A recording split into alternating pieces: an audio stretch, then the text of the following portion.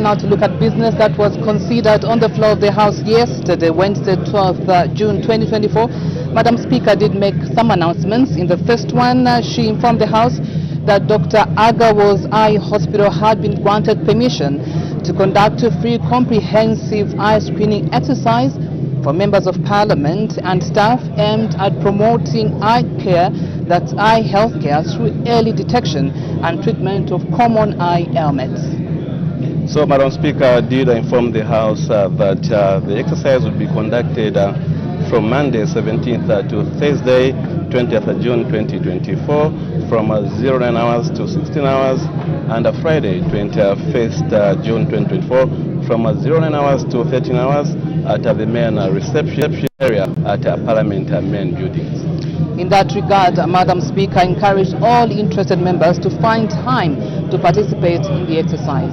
And in the second announcement, Madam Speaker did inform the House that the Orthodox Archdiocese of Zambia and Mozambique, in conjunction with the General Consulate of Helis in Lusaka, had organized a 2-week cultural program dedicated to the Olympic Games, Olympic Ideal and Spirit, from Wednesday 2012 to Monday 24th June 2024. Madam Speaker further did inform the House that one of the activities lined up during the cultural program was the planting of an olive tree brought to Zambia by the Olympians from Akaya, Olympia, Greece, as a symbol of promoting peace. Madam Speaker informed the House that should take part in the exercise by planting an olive tree within Parliament grounds on Thursday 13th June 2024, and that this would be the first tree planted at the National Assembly in Africa under this program. Madam Speaker stated that the planting of the tree would also be used as a platform to disseminate the Speaker's Plant a Tree Challenge. Madam Speaker further informed the House that the tree planting exercise would be preceded by the official launch by the Right Honourable Madam Speaker of a 2-day symposium in the amphitheatre at Parliament buildings.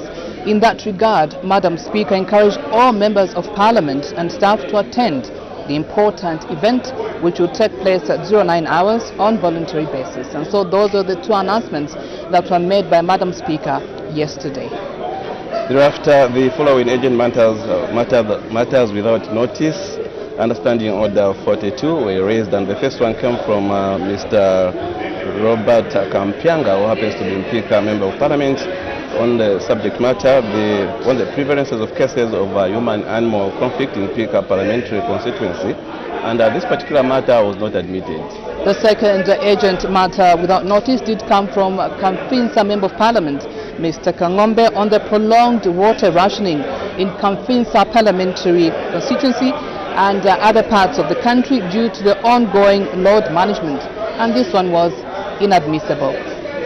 The third one came from Mr. Stephen Kampiongo Shiwangandu, Member of Parliament, under the subject matter on the security situation in the nation, and this one was not admitted as well. After that, the House considered questions for oral answer number 343 and 344, 346 to 348, understanding order 80, and question for oral answer number 345, understanding order 80. The member being absent, the question lapsed. Thereafter, the House did adopt the report of the Committee on Health, Community Development and Social Services on the devolution of primary health care services in Zambia for the 3rd session of the 13th National Assembly, laid on the table of the House on Tuesday 11th June 2024, and this follows the motion which was moved by Soka Member of Parliament, Ms. Nakaponda, and this particular motion was seconded by Mr. Alex Katako, who happens to be Sorez East Member of Parliament. So this particular report was adopted. After that, there was consideration of question for answer number 342, understanding order 80. This question actually, consideration of this particular question actually resumed, and it being 18:25 hours, Mr. Second Deputy Speaker interrupted the proceedings and business stood adjourned, and on the floor of the House was Mr. Daka of Chadiza constituency. And at 18:25 hours, Mr. Second Deputy Speaker interrupted the proceedings Chilovi Member of Parliament, Mr. Uve Mulenga, brought the matter of a subject for debate as provided for Understanding Order 32, titled to enhance security measures to safeguard the lives of taxi drivers, and this particular motion lapsed due to time factor. All right, so that's the business that was considered on the floor of the House. In case you missed out, I'm sure you now know at least what was considered on the floor of the House yesterday. 14:30 we cross over live to the chamber for live proceedings, and members of Parliament are already settling down in the chamber. Time now to quickly look at what we have in store for you today, Thursday, 13th June 2024. We do expect some announcements, if there will be, by Madam Speaker, and of course urgent matters without notice. Joe? We also expect two ministerial statements. The first one will be the Minister of Health on the outbreak of cholera in Chipata district, and the second one to be rendered by the Minister of Energy on the power supply deficit in the country. The House will also consider 4 questions for oral answer, Understanding Order number 80, and we do expect Brigadier General Sitwala to move a motion urging the House to adopt the report of the Committee on National Security and Foreign Affairs on the state of infrastructure at borders and ports of entry into the country for the 3rd session of the 13th National Assembly, laid on the table House on Wednesday, 12th June 2024. And we also do expect the consideration of questions for oral answer, Understanding Order 80. Remember, this was a question which was brought in on 11th June 2024 by Mr. Jonathan Daka, who happens to be Chadiza Member of Parliament.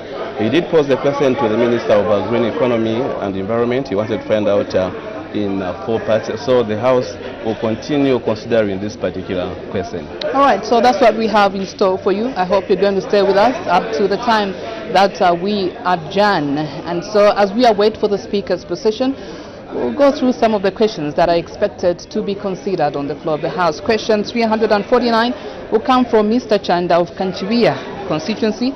He's going to ask the Minister of Infrastructure, Housing and Urban Development when the rehabilitation works of the Zampam Machaleta and Chubula Road in Kanchiwia Parliamentary constituency will commence, what the time frame for the completion of the project is, and how many bridges are earmarked for the construction along the road, and other questions will follow. Joe?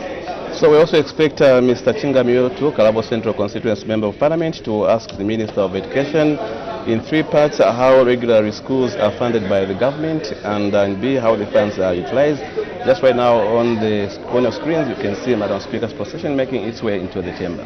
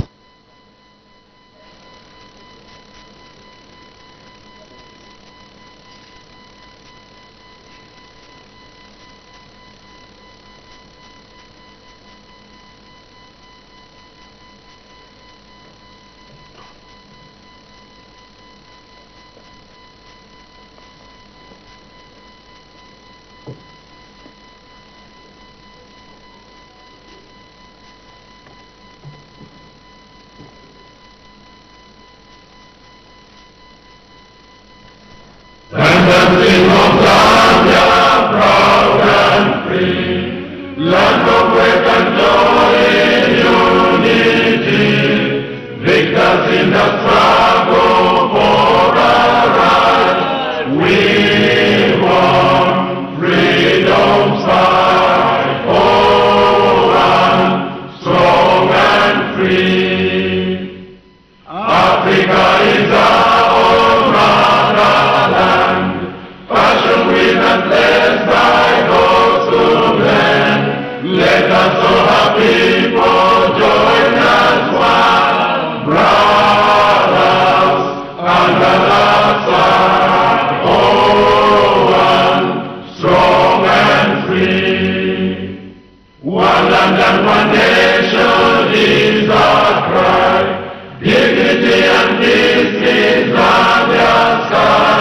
like a noble eagle in its flight. Zambia, praise to thee, O one, strong and free. Praise be to God, praise be, bless our great Zambia, Zambia, Zambia, remain we stand under the flag of our land. Zambia, praise to thee, O one, strong and free. Prayer. Almighty God, who in your infinite wisdom and providential goodness has appointed the offices of leaders and parliaments for the welfare of society and the just government of the people, we beseech you to consider with your abundant favor us, your servants, whom you have been pleased to call to the performance of such important responsibilities in this land. Let your blessing descend upon us here in Parliament assembled, and grant that we may, as in your presence, treat and consider all matters that shall come under our deliberation in so just and faithful a manner as to promote your honor and glory, and to advance the peace, prosperity, and welfare of our country, and of those whose interests we have committed to our charge. Amen.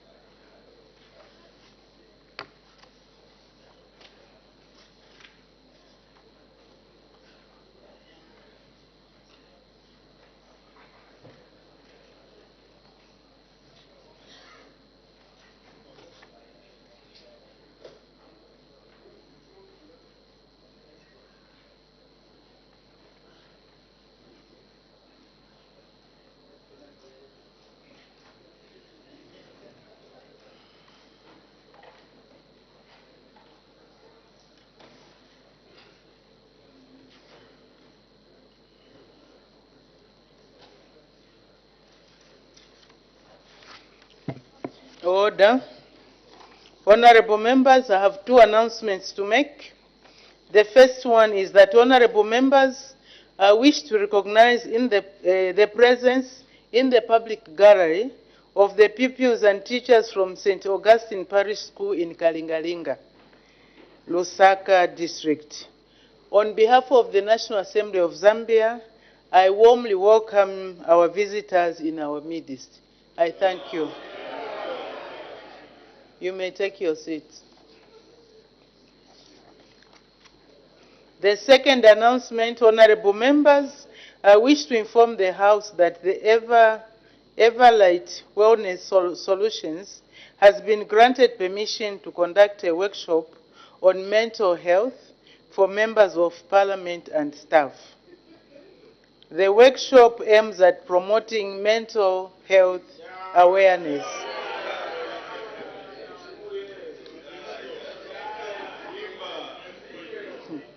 The exercise will be conducted on Monday, 17th June 2024, from 14th to 16 hours in the amphitheater at Parliament main buildings. Interested honorable members are encouraged to attend this important workshop. I thank you. It will be on voluntary basis.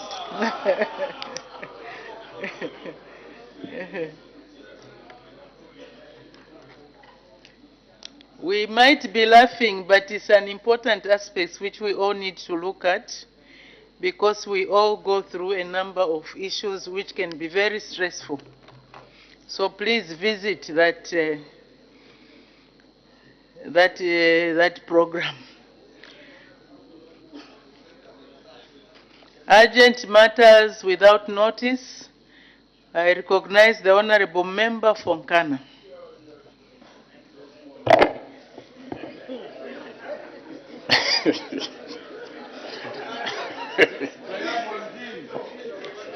Madam Speaker, my matter of urgent public importance is directed to the Minister of Defense.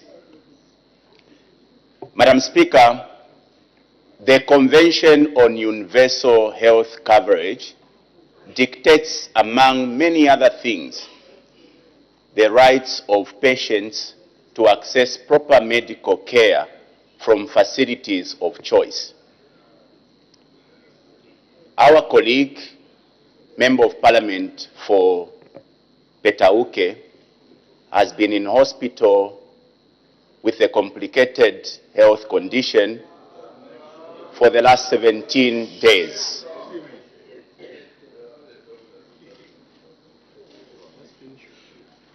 Madam Speaker, humanity dictates that when one is going through trouble, we show empathy. I know some atheists from this side are trying to trivialize this matter I'm raising. You may need to protect me. That Proceed, Honorable Member. Although we are not supposed to debate ourselves, that's where the issue is. We are not supposed to debate ourselves. So Madam Speaker, if it's a matter that is worrying, I think it can be dealt with administratively. no, Madam Speaker, this is not administrative. Proceed, proceed. 2 minutes, you have 2 minutes. Madam Speaker, our colleague, the Member of Parliament for Petauke, has struggled with his health condition for the last 17 days. Problem. Order, Honorable Member for Ghana. Order, order. Honorable Member for Lunte, why are you standing up? Order, honorable members. Order, order. Order. Honorable members, we are all dignified men and women. As we debate and raise issues, let's do that in a dignified manner, befitting of this honorable house. Now I'm giving guidance and you are pointing fingers. That reduces to the from the dignity and the decorum of the house. You may proceed, but please be factual as you raise Thank you, Madam your Speaker. matter. I was stressing the point, Madam Speaker, that the Convention on Universal Health Coverage dictates that a patient has a right to access medical care from a facility of choice. We found ourselves in a situation where our colleague has struggled with an ailment for the last 17 days. And the family is demanding that he be taken to access health care in a facility they deem would handle that health care. Is the Minister of Defense in order to stop this particular individual, friend of ours, from enjoying his right to go and access proper health care, noting, Madam Speaker, that this particular facility that he has been stationed in has failed to manage that particular condition. Because today is 17 days. Madam Speaker, I seek your indulgence.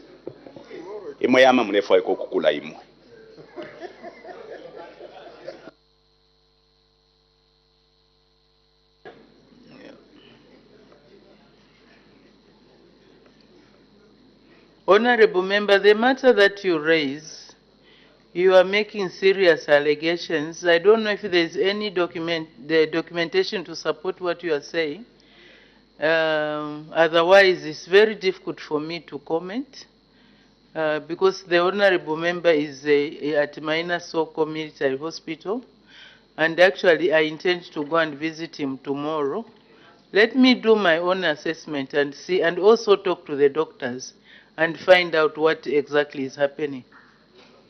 So we leave it at that. Otherwise, we leave everything in the hands of the professionals.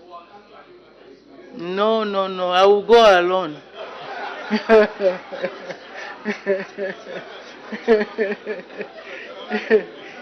When you say accompaniment, it's like having tea and bread. I will just have tea.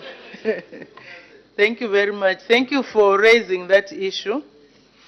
We can make progress because that is the only one. Once we make the assessment, we'll be able to advise administratively, of course. I have permitted the Honorable Minister of Health to make a ministerial statement. The Honorable Minister of Health.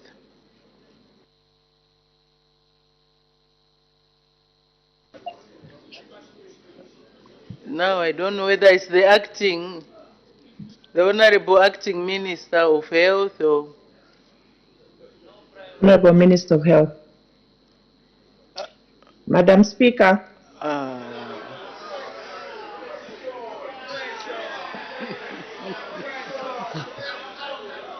Madam Speaker, thank you for according me this opportunity to update this August House and the public on the ongoing cholera outbreak affecting 5 districts, namely Chipata, Mambwe, Chipangali, Chadiza, and Lumezi in Eastern Province.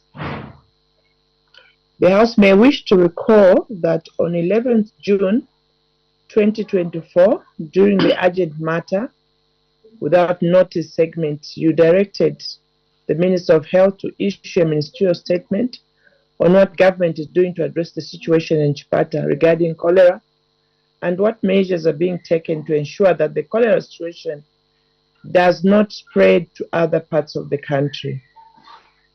Madam Speaker, your directive followed the urgent matter without notice raised by Mr. Chitotela, Honorable Member of Parliament for Pambashi Parliamentary Constituency, who wanted to be guided on what government through the Minister of Health is doing to prevent cholera from spreading. Madam Speaker, the House may wish to note that after a period of 32 days with 0 cases, Eastern Province has reported 85 suspected cholera cases since 29th of May 2024. Of these, 35 have been confirmed by our laboratory at Chipata Central Hospital. The first cases were identified in Chipata on the 29th of May 2024. Since then, the outbreak has spread to affect a total of 5 districts in the Eastern Province. The number of cases in affected districts are 62 cases in Chipata, 4 cases in Lumezi, 2 cases in Chadiza, 6 cases in Mambwe, and 11 cases in Chipangali. The cases in Chipata, Lumezi, and Mambwe are linked to meals eaten and consumption of unsafe water at the Saturday market in Chipata. The Chipangali cases are linked to the Mambwe case. Of the 2 Chadiza cases, one is linked to Lusaka, while the other one is linked to Mozambique. Within the last 24 hours, 4 new cases were reported in Chipangali district. Fortunately, our skilled workforce has saved every life so far in this new outbreak. By 10 hours on the 11th of June 2024, there were 4 patients in admission in Chipangali, while the other districts did not have any patients under admission. A total of 83 of the 85 patients have been discharged. Madam Speaker, the district, with the support of the provincial and national level technical teams, have launched a multi-sectoral response strategy to actively and timely control the outbreak as quickly as possible. The response is focused mainly on case management, providing and promoting the use of clean and safe water, and ensuring good sanitation. The teams are also promoting good hygiene practices at both household and community levels. The Saturday market has been closed for thorough cleaning and inspection as we continue to conduct active surveillance to identify affected individuals. Madam Speaker, We are fortunate to have 2 million doses of oral cholera vaccine that were earlier donated from the International Coordinating Group, ICG, for reactive campaigns during previous outbreaks. Chipata District, having received approval for 345,000 doses, is set to initiate the vaccination campaign. We are expediting the training of district teams to ensure the swift deployment and administration of vaccines within the coming days. The team from the extended program for immunization is already in the districts to ensure the necessary due diligence is completed. Additionally, targeted vaccination campaigns will be conducted in other districts experiencing confirmed outbreaks to curb the spread of cholera effectively. Madam Speaker, allow me to remind this August House that the outbreak remains a significant threat to national health security, necessitating a continued and intensified multi-sectoral response. The outbreak has the potential to negate the socio-economic status of the individuals and communities affected, as disruptions to the education calendar and many businesses may occur. We continue to reflect on lessons learned from the previous outbreaks. I'm pleased to report that we have successfully controlled the 2023 cholera outbreak that began in Lusaka in October 2023. While our records indicate a generally well-managed situation, we observe sporadic cases in parts of Kitwe, Ndola, Kabwe, and Lusaka. Madam Speaker, although the situation is not catastrophic in Eastern Province, we all be reminded of the 3 C's that help us prevent and control cholera. 1, clean water. Always drink clean and safe water, either boiled or chlorinated. Utilize government-provided tanks in hotspots for water needs. 2, clean hands. Frequently hand wash with soap and safe water, especially before, during, and after preparing food and eating. Teach and remind your children to follow the same hygiene practices. Thirdly and lastly, early clinical care. Visit the nearest healthcare facility immediately upon experiencing symptoms of watery diarrhea and vomiting. Early action is crucial for effective treatment. Madam Speaker, appreciating the impact of the drought and climate change as factors contributing to this disease, we can only emphasize the need for joint efforts if we are to achieve the goal of a cholera-free Zambia. I wish to assure this August House that the government, under the leadership of His Excellency the President, Mr. Hakainde Hichilema, remains committed to ensuring that no one dies from cholera. As I conclude, I wish to present a clarion call to all members of this August House, that is, to engage their communities and put on the priority list of development WASH, which is water supply, sanitation, and hygiene issues in the communities using the Constituency Development Fund. Madam Speaker, I thank you. Thank you very much. I hope that was clear.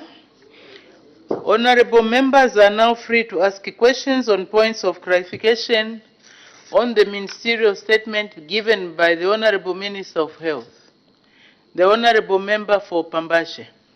I'm grateful, Madam Speaker. Madam Speaker, how I wished you would have the Minister here, but the statement, according to my own understanding, Madam Speaker, paints a gloomy and a dangerous picture in Zambia in terms of the epidemic of cholera, because she mentions 3 things we are supposed to take care of: a clean drinking water. When the water integration centers, such as the water treatment plant, are being road shaded for more than 24 hours, and people are not accessing water.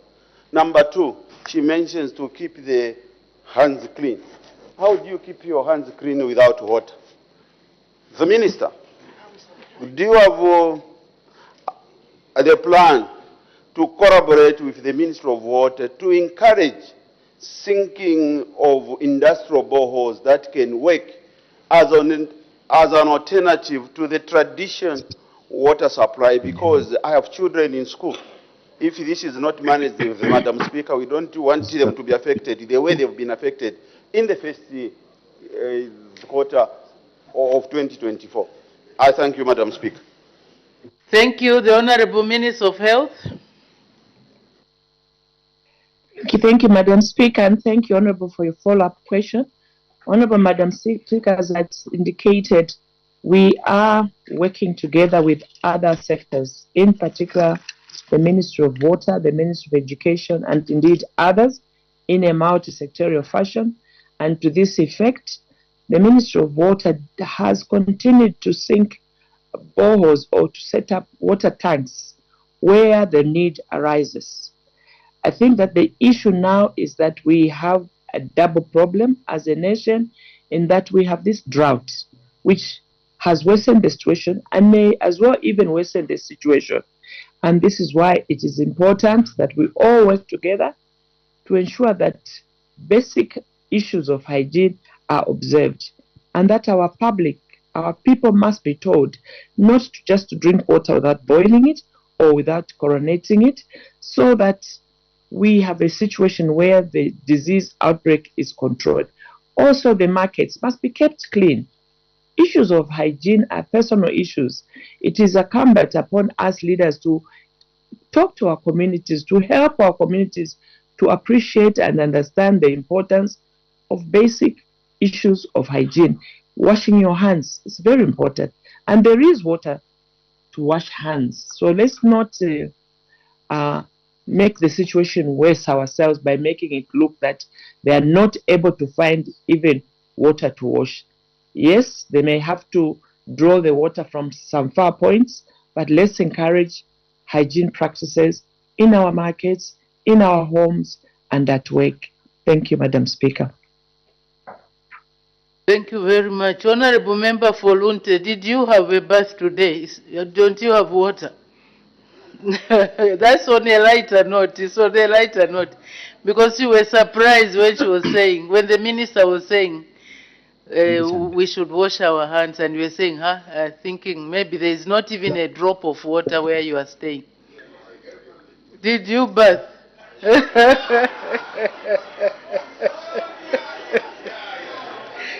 No, it was on a lighter note, Honorable Member.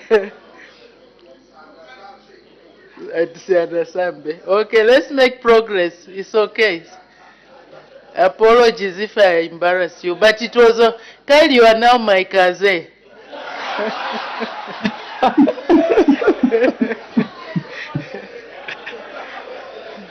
The Honorable Member for Chilubi. Thank you, Madam Speaker. Don't disturb me. Thank you, Madam Speaker.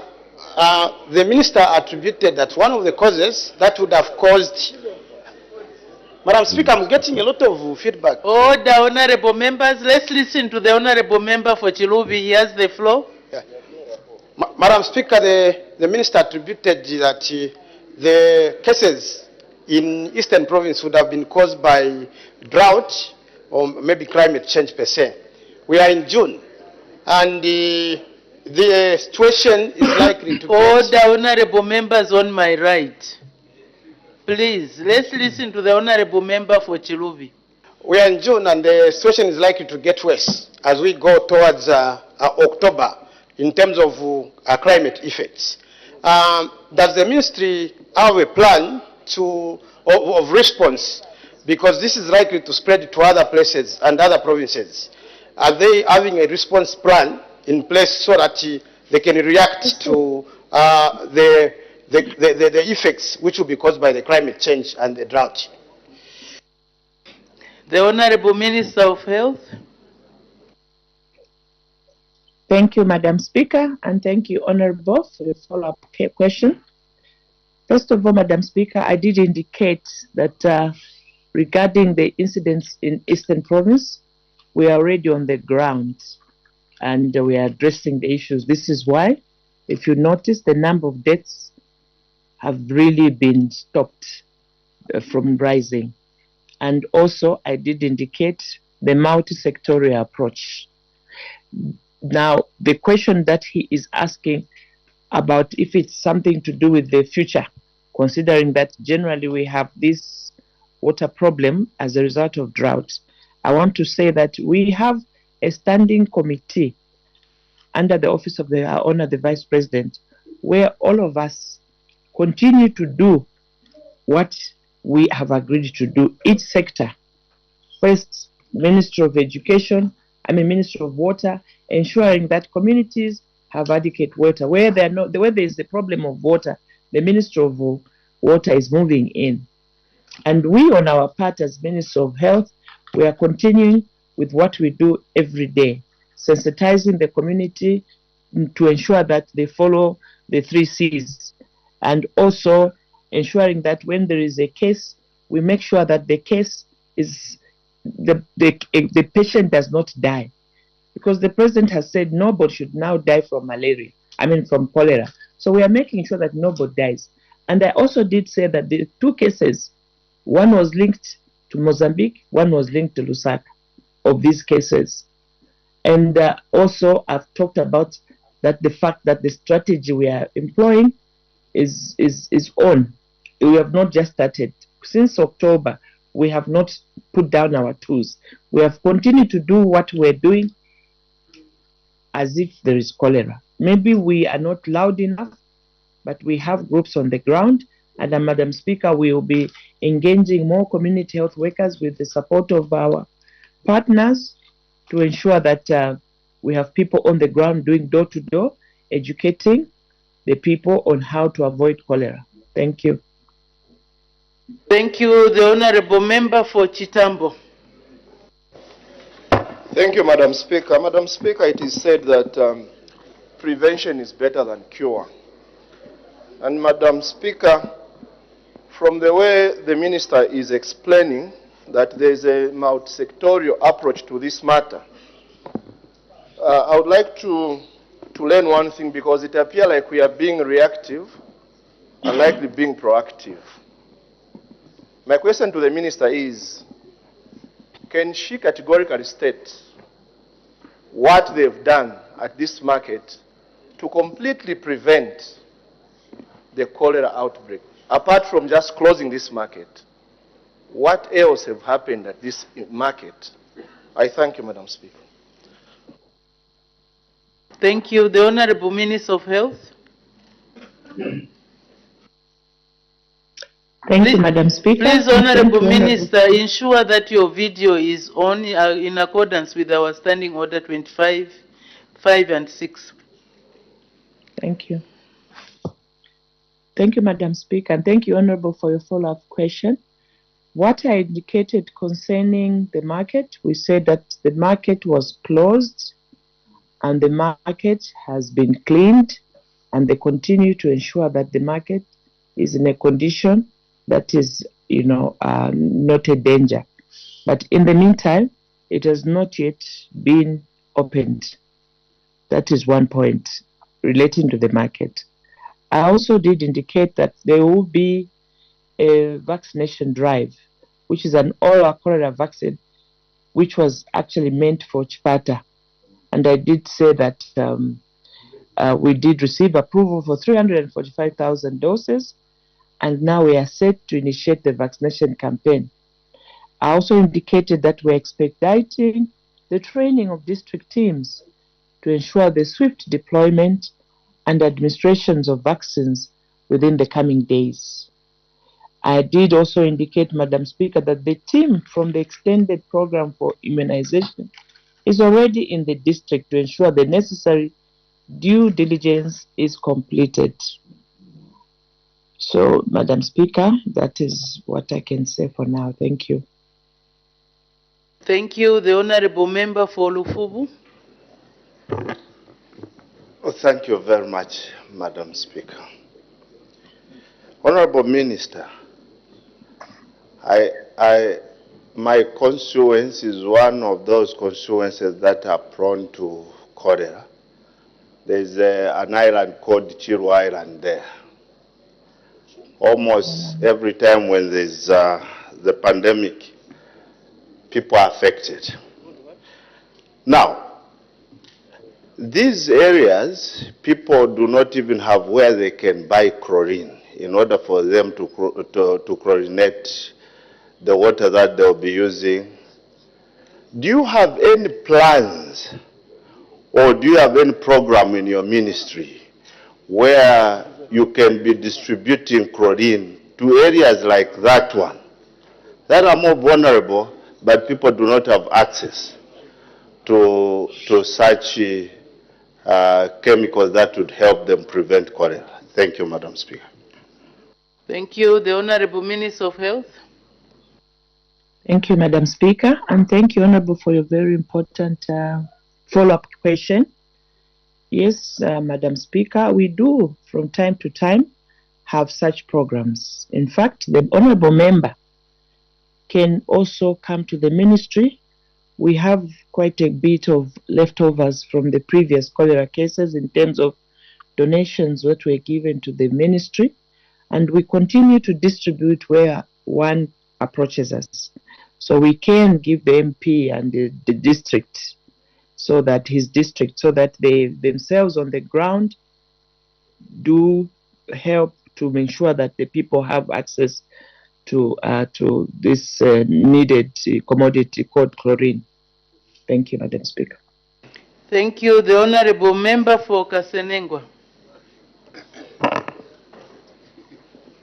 Madam Speaker, thank you for this opportunity, and let me take this time, Madam Speaker, to wish our Honorable Minister of Health a quick recovery. It would have been better if we had her here.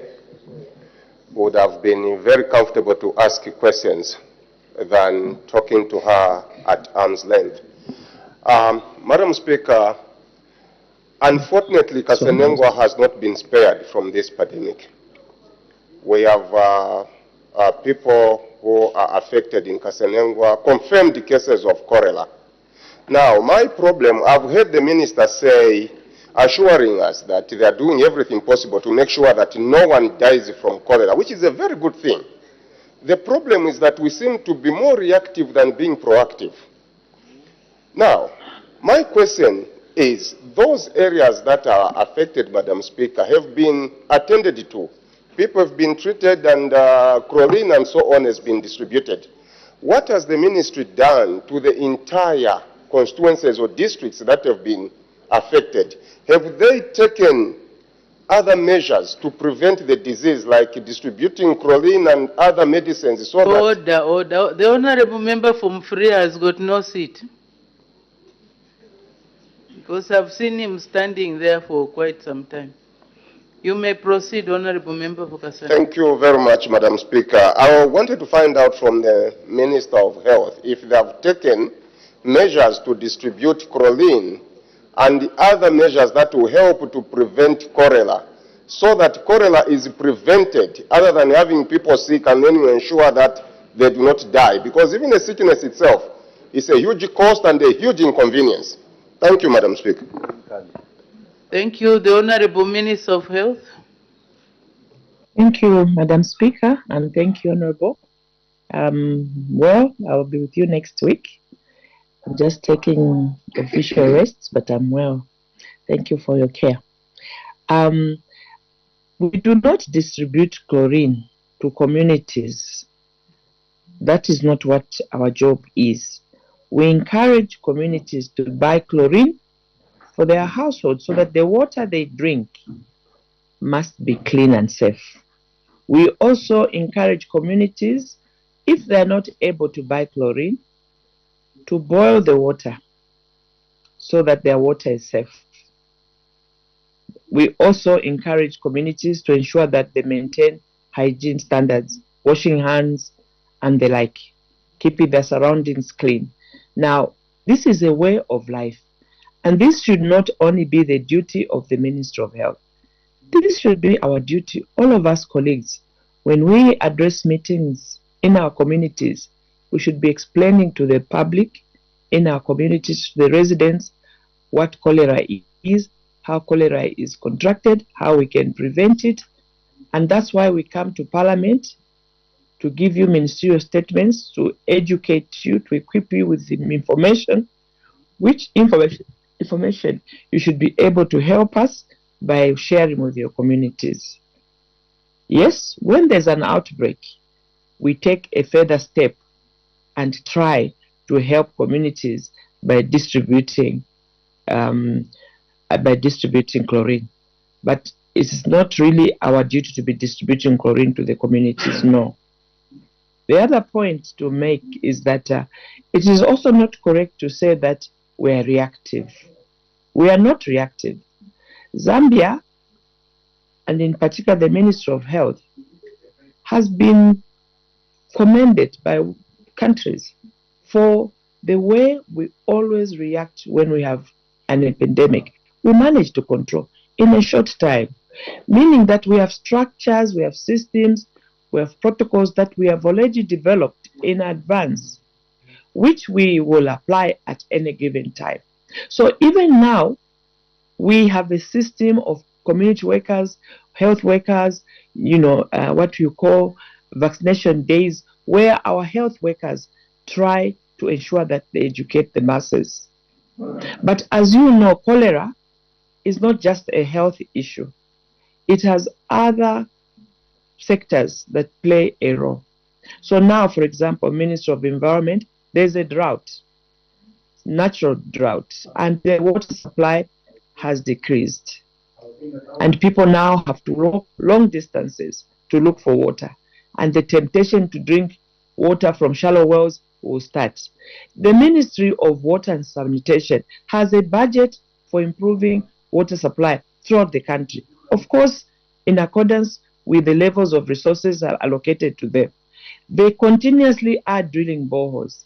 I think members of parliament must help the communities. You know, we all now have CDF.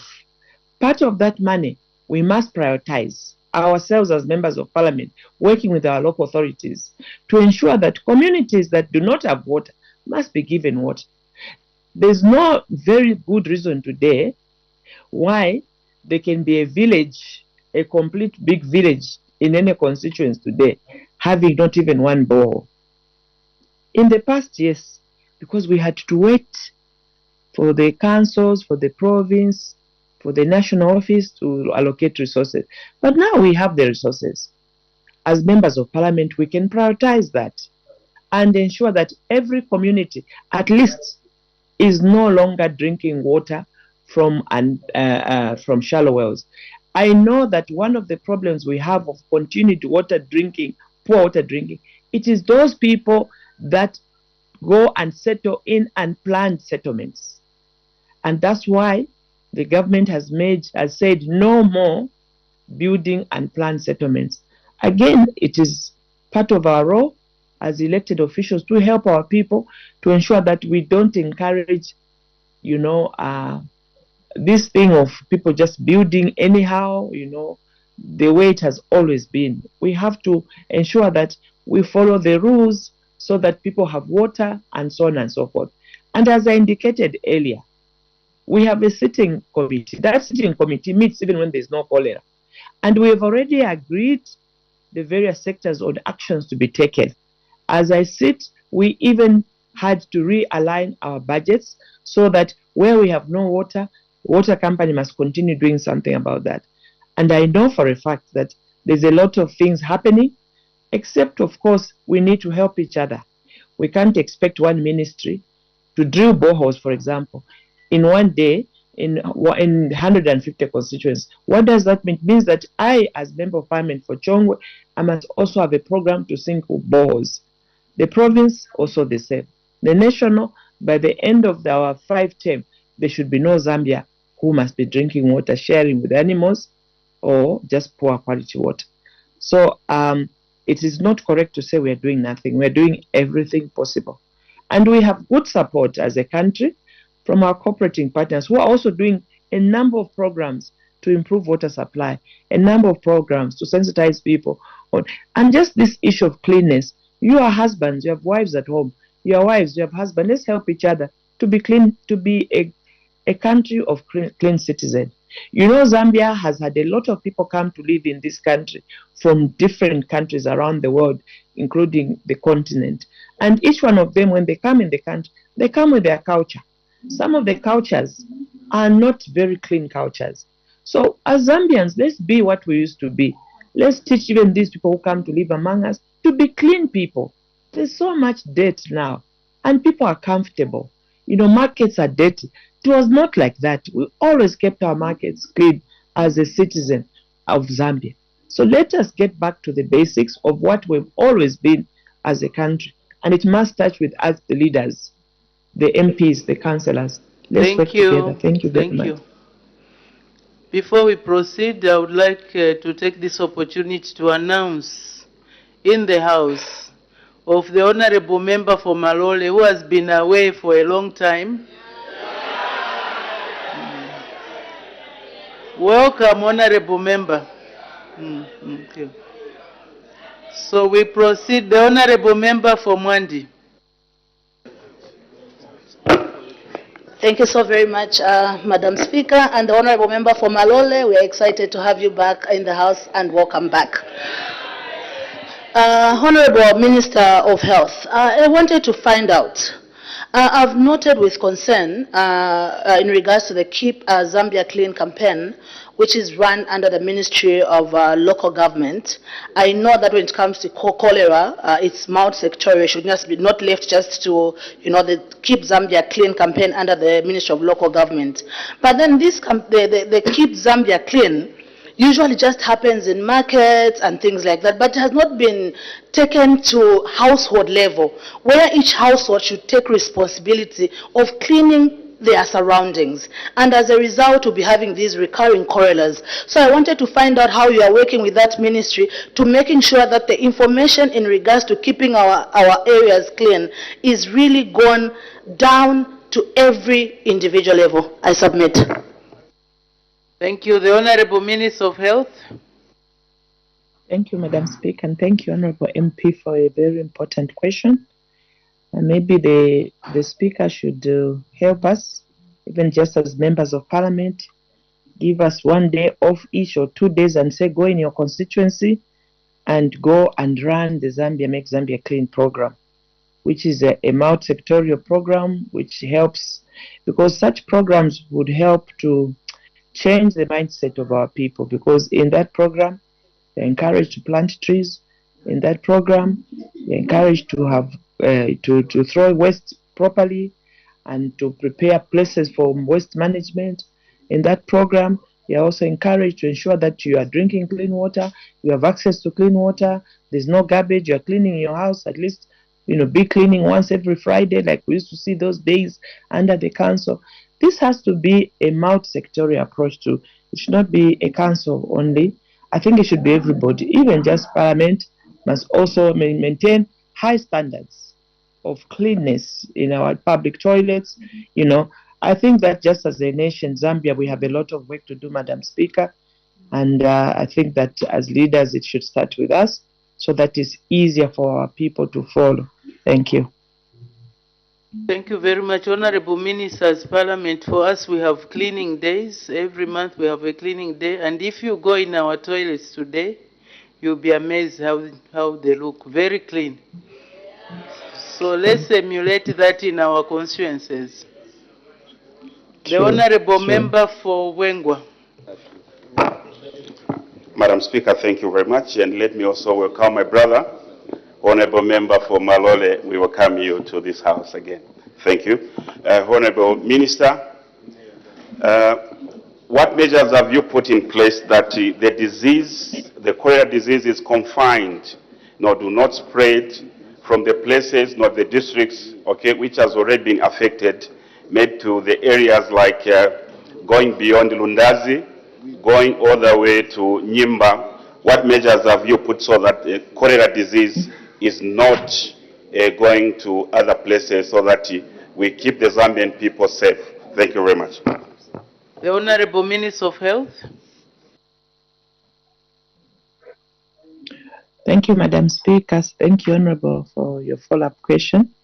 I did indicate that the provincial district, have started preparing for vaccination of cholera, oral cholera, as a preventive measure.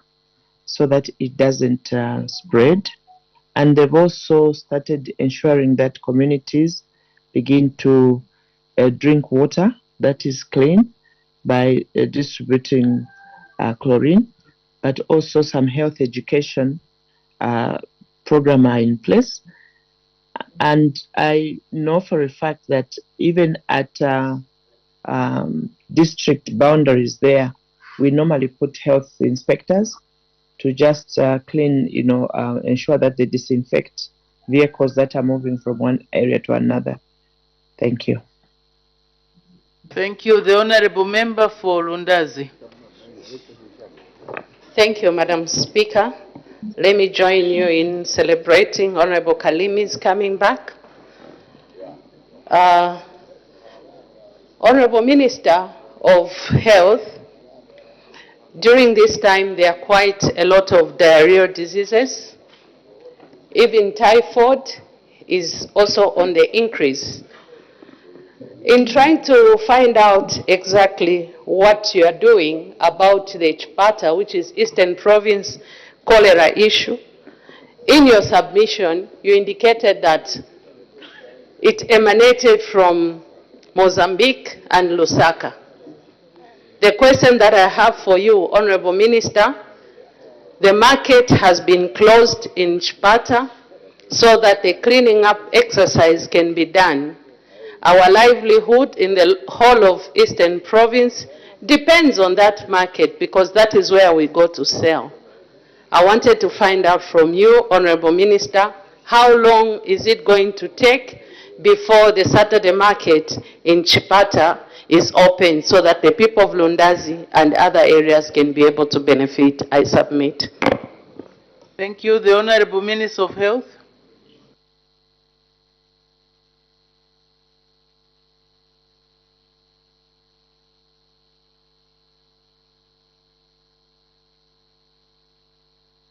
The Honorable Minister of Health, are you still with us?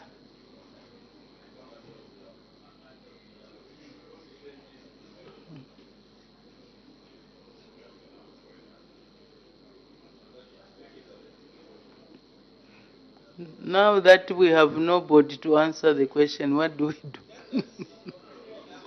do? She's gone offline, unfortunately. Is there anybody who can volunteer and answer? Honorable, Honorable Member for Lundazi, there is a request to repeat the question. Thank you so much, Madam Speaker. I wanted to find out, as a concerned Member of Parliament from Eastern Province, when the cleanup exercise for the Chipata Saturday market will be done so that we can continue trading, especially that we depend on that for economic benefit. I submit. Thank you. The Honorable Acting Minister of Health. Thank you, Madam Speaker.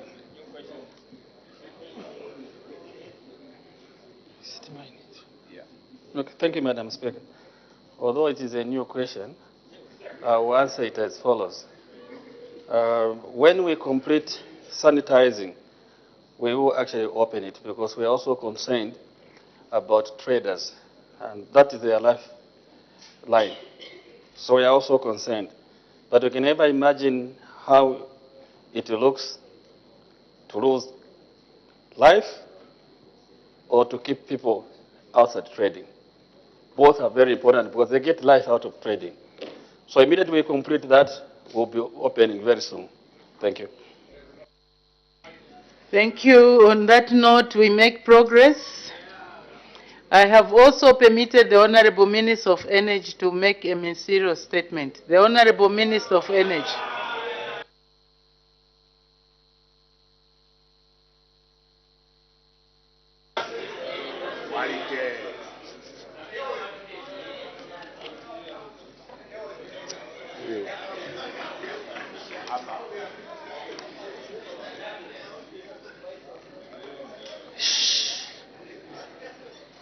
Order. When people see the Honorable Minister of Energy, they see electricity.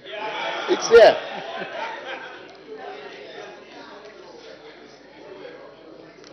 Madam Speaker, I wish to thank you for granting me this opportunity to deliver a ministerial statement on power supply deficit in the country with regards to electricity load management program being implemented through our national utility company, ZESCO, and upward adjustments of electricity tariffs. Madam Speaker, this ministerial statement follows an urgent matter without notice raised by Ms. Honorable George Chiwuye, Member of Parliament for Ron constituency, with regards to direction being taken by the Ministry of Energy to ensure colleges have electricity. In the response, Madam Speaker, directed the Minister of Energy to render a ministerial statement on the broader power supply deficit in the country. Madam Speaker, allow me to remind ourselves and the nation that the country's installed electricity generation capacity stands at 3,777 megawatts, with hydropower accounting for 3,154 megawatts, representing 85% of total generation capacity, with a current estimated peak demand of 2,400 megawatts. Madam Speaker, despite the installed electricity generation capacity, an estimated 900 megawatt is being generated from our major reservoirs dams, with deficit of approximately 750 megawatts. The El Nino-induced drought phenomenon has caused a significant impact on the region's rainfall pattern. Zambia, in particular, experienced a severe decline in rainfall, with the Zambezi and Kafue river basins being significantly affected.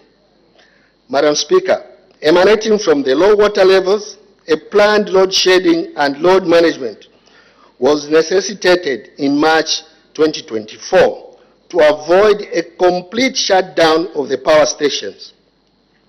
Initially, an 8-hour load shedding was effected on 11th March 2024. After a critical review of the ongoing load management measures and low water levels in our major reservoirs, a decision was made to extend the daily hours of load shedding from 8 hours to 12 hours, staggered in intervals of 6 hours each day, to ensure that power supply is available until the end of the year and further prevent damage to the power generating machines due to insufficient water levels. The extension of the 12 hours load shedding took effect on Monday, 20th May 2024. However, abruption in the schedules, coupled with longer hours of load shedding, may be experienced due to unforeseen technical faults or thefts of installations, coupled with excessive consumption of power beyond the available allocated power.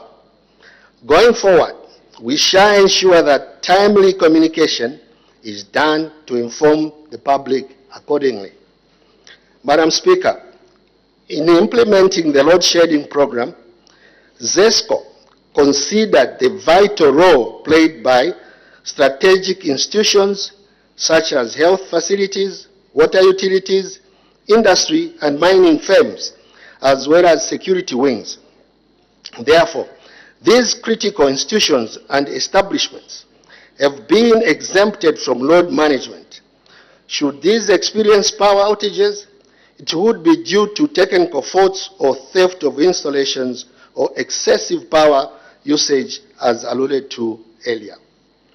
Madam Speaker, the government has noted the need for a lasting solution that fosters the provision of affordable and sustainable energy services. In this regard, the following measures have been put in place. 1. Short-term measures. Power imports, firm and non-firm power. Currently, power imports stand at 165 megawatts. In addition, ZESCO Limited has also clawed back 160 megawatts of power from export contracts. B. Restarting of the 105 megawatts Ndola Energy Power Plant. Currently, the Ministry of Energy, ZESCO and Ndola Energy Company Limited are undertaking negotiations with a view to restarting the power plant by July 2024.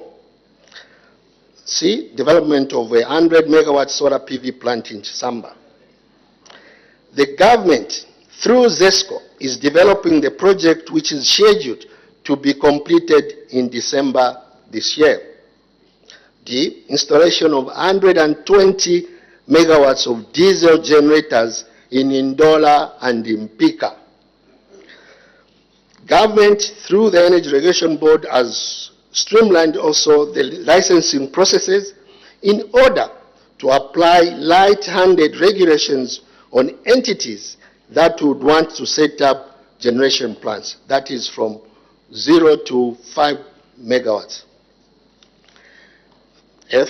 Cabinet this week approved the open access and net metering regulations.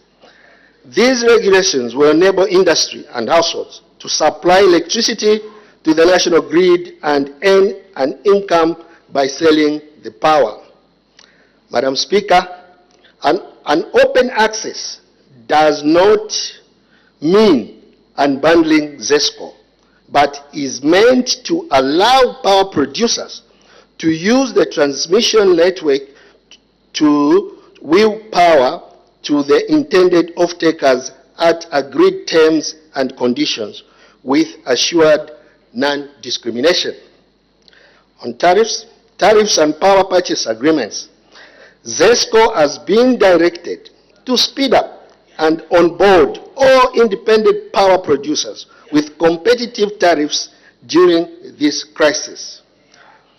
On long-term and medium-term projects, Madam Speaker, A. Renewable energy expansion. 120 megawatt solar PV portfolio. Implementation of a 120 megawatts portfolio of solar PV power projects under the Global Energy Transfer Feed in Tariff, commonly known as the Get Fit program. This program is nearing financial close, and we anticipate that the construction will commence this year. Mamba Collieries Phase 2. Plans are underway to develop the 300 megawatt Mamba Core power plant. We anticipate that financial closure will be reached by 30th of June 2024, which is this month, and construction expected to commence this year. The signing of the implementation agreement has been scheduled for the 21st of June 2024. Luapula Site CX Hydropower Project. Plans are already underway to expedite progress on the development of the 271 megawatts Luapula Hydro projects on the Luapula River. Madam Speaker, at this juncture, allow me to update this august House on the upward adjustment of electricity tariffs through the Energy Regulation Board, commonly known as ERB. Madam Speaker, the recently approved upward adjustment of electricity tariffs was in line with the cost of service study findings, which recommended for cost-reflective tariffs. The adjustment was also granted in accordance with the Energy Regulation Act number 12 of 2019, which allows for multi-year tariff adjustment upon an application by a utility company. Madam Speaker, the House may wish to note that ZESCO Limited applied for an upward adjustment of electricity tariffs through the Energy Regulation Board in December 2022. The application was approved effective 1st May 2023. This was a multi-year tariff application for the period 2023 to 2027, in line with Electricity Act number 11 of 2019 provisions. The approved adjustments were as follows, 3 of them. 1, adjustments of ZESCO tariff structure by increasing the number of bands for customers in the residential, commercial, and social categories. 2, introduction of a new category for water pumping stations owned by water utility companies. 3, abolishment of maximum demand, commonly known as MD, category number 4, MD4, and the migration of the said band to power supply agreements.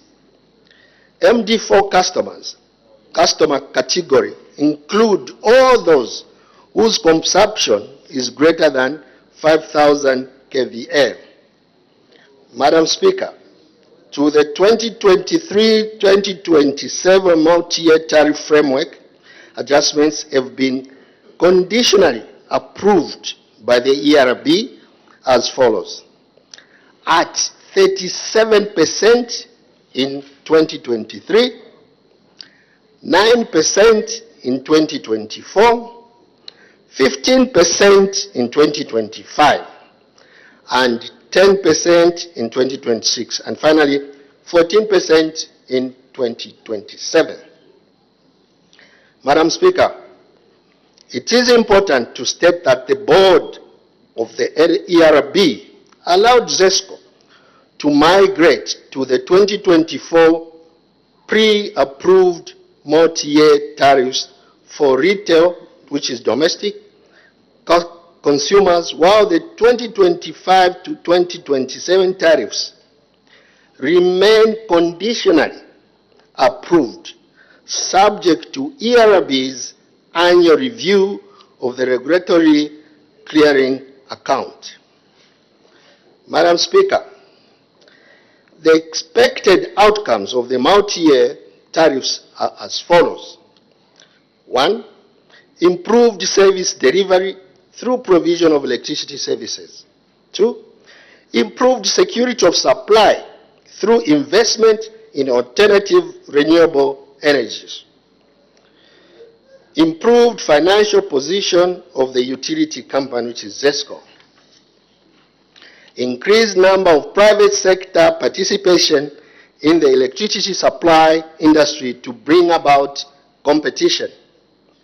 And lastly, effective maintenance of the ZESCO infrastructure, which is currently in deplorable state. Madam Speaker, in conclusion, I wish to submit that the current situation has negatively impacted households and businesses. Government recognizes the challenges that the load shedding hours and electricity tariff adjustment present.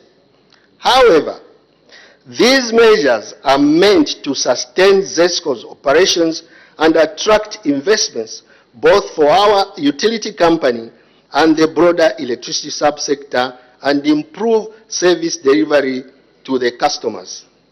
Therefore, government through the Ministry of Energy remains committed to seeking sustainable solutions to resolve the electricity crisis while enabling sustainable operations for our national utility, which is ZESCO. Madam Speaker, I thank you.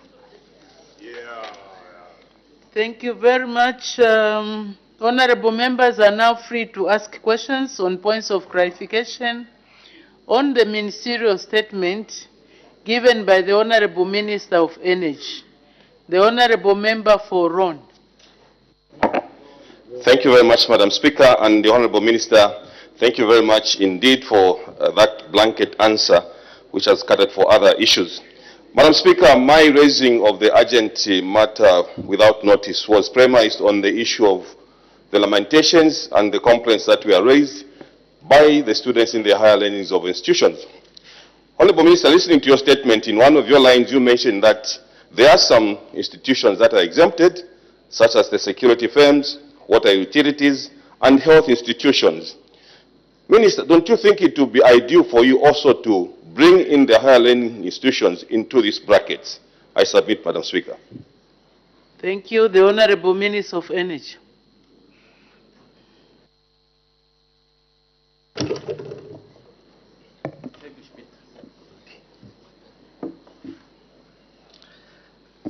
Madam Speaker, I've already indicated that all learning institutions are exempt from load shedding. All learning institutions are exempt from load shedding.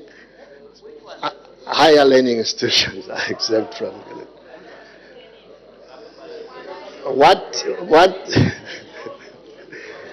we are experiencing, Madam Speaker, is, as I had alluded to in my report, that you might find that other areas, especially areas where these institutions are located, they could have a fault in the line. That is why this load shedding takes place. I submit. Thank you. The Honorable Member for Pambashe. Thank you so much. Madam Speaker, I want to implore government to be serious. This is a security matter. This is a security matter, Minister for Energy. I think we need to be serious, and let me appeal to the Minister for Internal Security. As well in that cabinet, tell your colleagues to be serious with matters of security. They beat the commercial interest. We can't sit here, Madam Speaker. You live in Zambia, and you hear that all learning institutions have been exempted. Where? Where? Madam Speaker, I want to come back to my question, because I wanted to appeal to the Minister of Internal Security to rein on his friends. Matters of security. Order, honorable members. Let's listen to the question. The Minister, you fired the Energy Regulations Board chair. Here you are saying this was approved, and you gave a reason why he was fired. Now, my substantive question, Minister, there are areas in Lusaka where, Madam Speaker, you gave a directive yesterday, I remember, when the MP for Kamfinsa raised on the matter of urgent public importance concerning water. And today we have just been dealing with another threatening disease to national security and peace. And this is cholera. And the minister has not touched on what they are doing to improve supply of water to the citizens of Zambia by giving them electricity, because this installation, water reticulation systems, are being road-shaded also. So, Madam Speaker, there are areas in Lusaka, I can give you an example, and I've engaged the minister. Electricity goes at 0.5. It comes back at 0.1. You are sleeping at 0.5. You are waking up, you don't find electricity. Your members of parliament are being served by the motel to bath. Minister, what are you doing to make sure that, one, you don't compromise the security of this nation by recklessly load shedding higher learning institutions? Yes. Order, honorable members. Number two, to make sure that those residents you've given 12 hours, you don't subject them to 24 hours. You stay for the whole day, Madam Speaker, and the whole night without electricity. What are you doing to mitigate so that we don't suffer with cholera? We don't want to die. Yeah. The Honorable Minister of Energy. Thank you, Madam Speaker. Madam Speaker, the Honorable Member of Pambashe, Honorable Chitota, talked about the firing of the board chair at ERB, and is insinuating that it was as a result of this approved tariff adjustment. Madam Speaker, let me put it on record that the firing of the board chairman had nothing whatsoever to do with the tariff adjustments. It was an internal administrative matter. I end there. Madam Speaker, ZESCO is doing the best it can under the circumstances to ensure that all institutions that I mentioned in my report are supplied with power 24/7. I submit. Thank you. The Honorable Member for Wengwa. Thank you very much, Honorable Madam Speaker. Minister, thank you very much for your statement.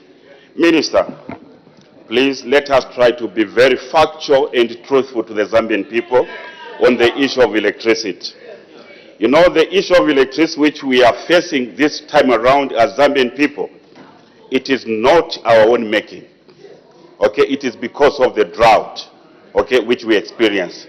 So let's try by all means to be very factual and let us be very sympathetic with the Zambian people, and we should be very truthful. Minister, on the issue of lighting systems, the solar systems and irrigation systems, and also wind energy equipment, you know, these things, they have continued skyrocketing, but there was a pronouncement that they have been zero rated.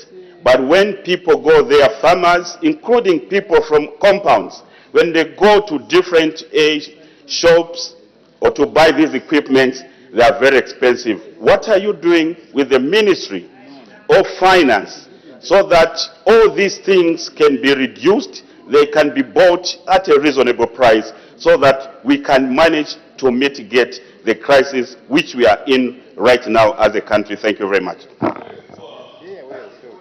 The Honorable Minister of Energy. Honorable members, can we listen to the questions and answers, please? There's too much noise. Madam Speaker, thank you for that question. Madam Speaker, we have started auditing companies that are selling at inflated prices than recommended, because they are reaping more than that their fair share.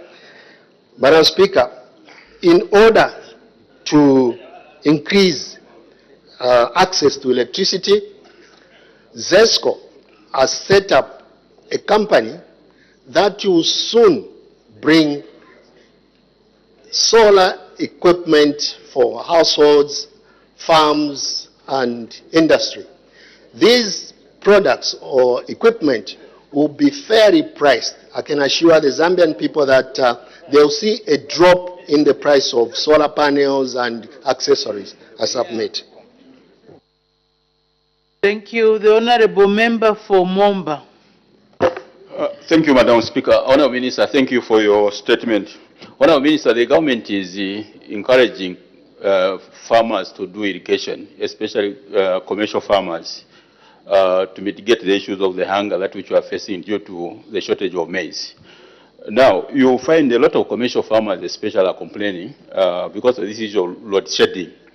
They are unable to do their irrigation. Are you considering also including the commercial farmers on the list of the critical institutions so that they are not load shedded in order for them to do proper irrigation, and this will enhance food security? Madam Speaker, thank you very much. Thank you. The Honorable Minister of Energy.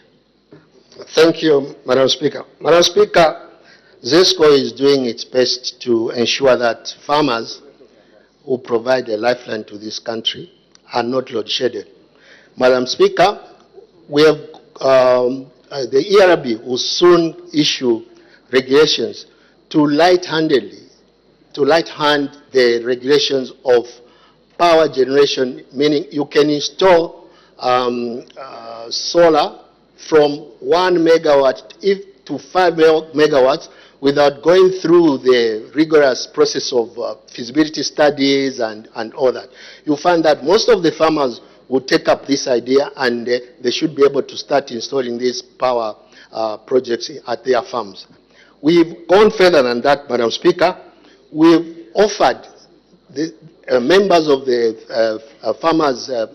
Zambia National Farmers Union access to reasonably priced diesel so that they could use that reasonably priced diesel to power their center pivots and the general irrigation as I've made.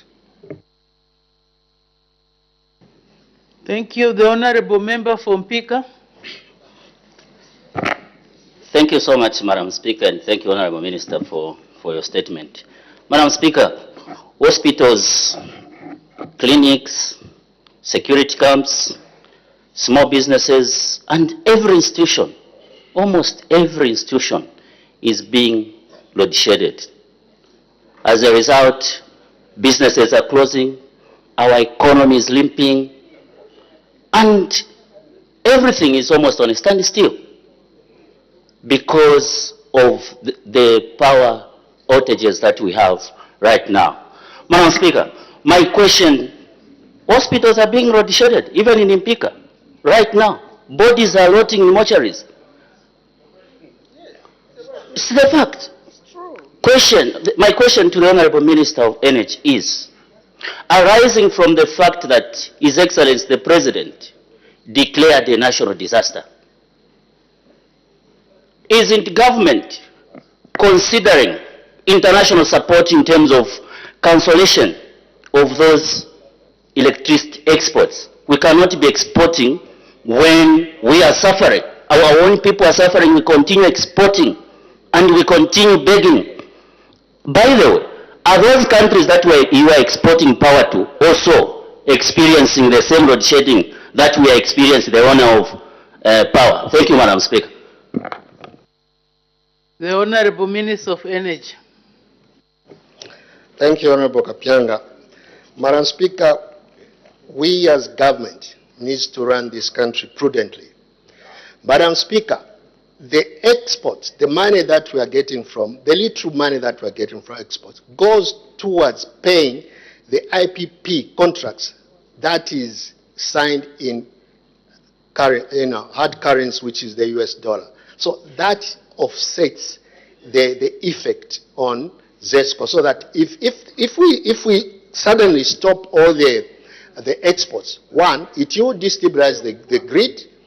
Two, it will make ZESCO fail to start honoring the monthly bills that they pay in US dollars.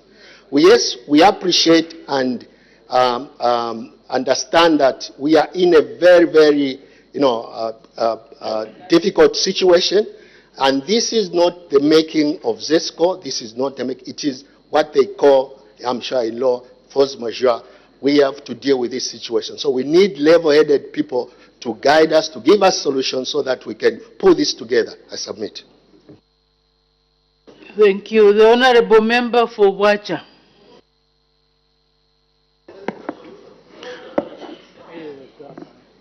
Thank you very much, Honorable Madam Speaker, for the opportunity. The Honorable Member from Pika, you've asked your question, so you cannot counter what the Honorable Minister has said through a point of order.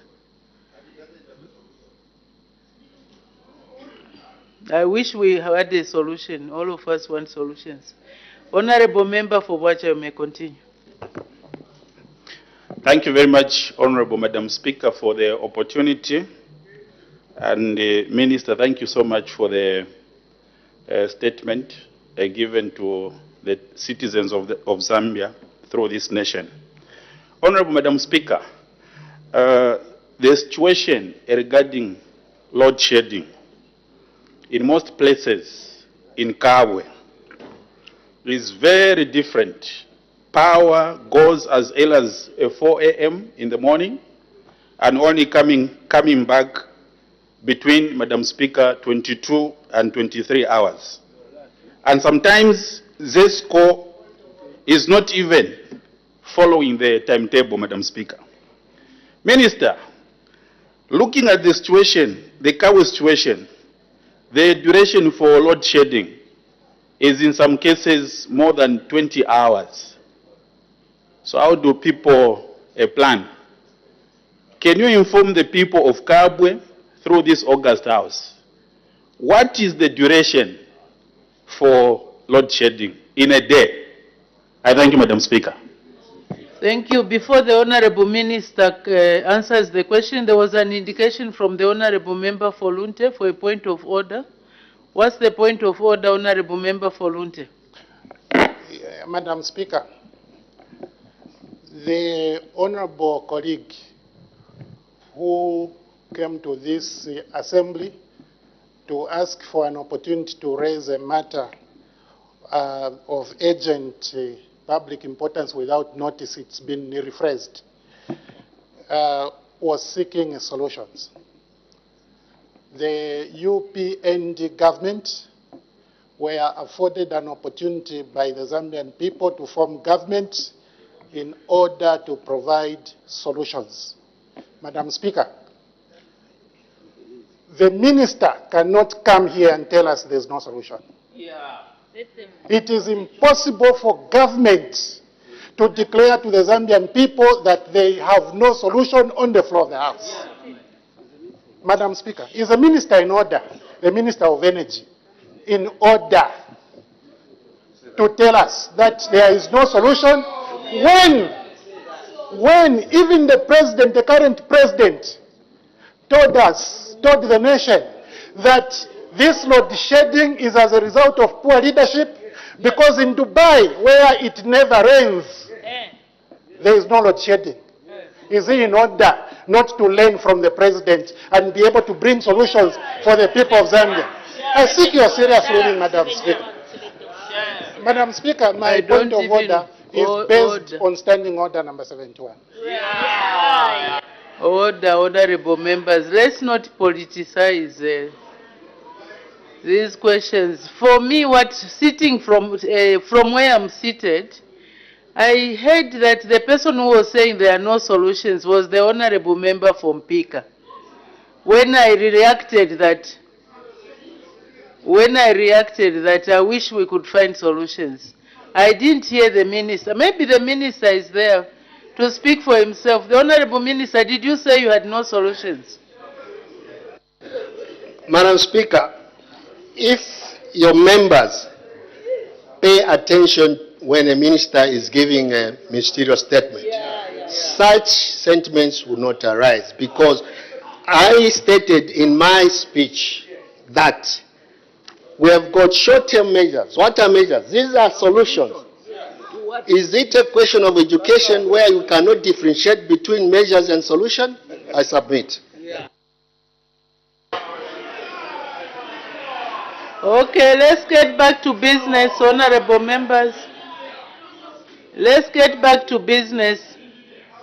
And also what I have noticed is, honorable member for Lunte, you've been going in and out, in and out. So I don't know whether you were following. Well, from here I can see so much.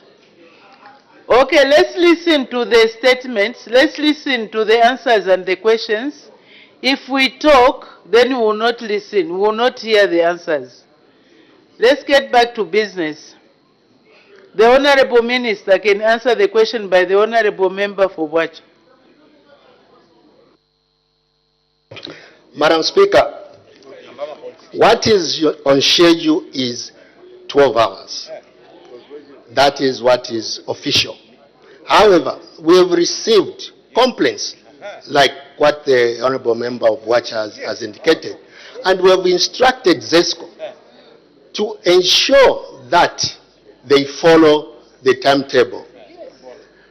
Further to that, we will make follow-up and will act if they fail to continue adhering to the timetable. I submit.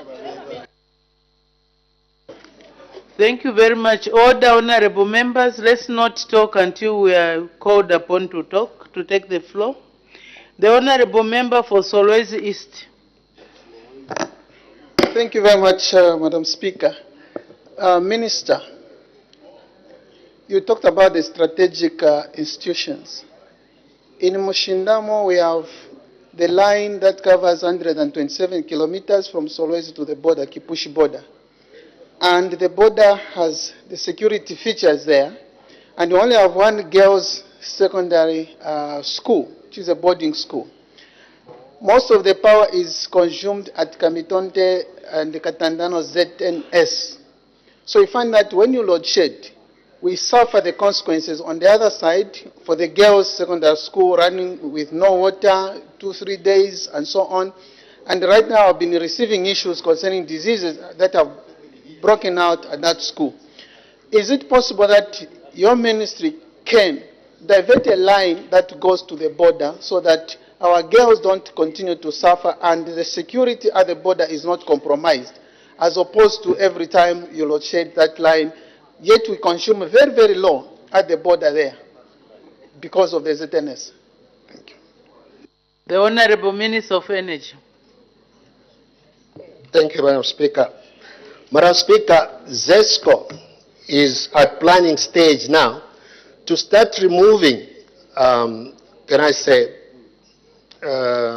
customers that are connected to a dedicated line like to the hospital.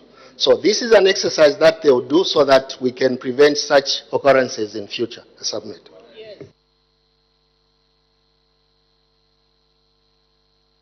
So Honorable Member for Lunte is again leaving the House.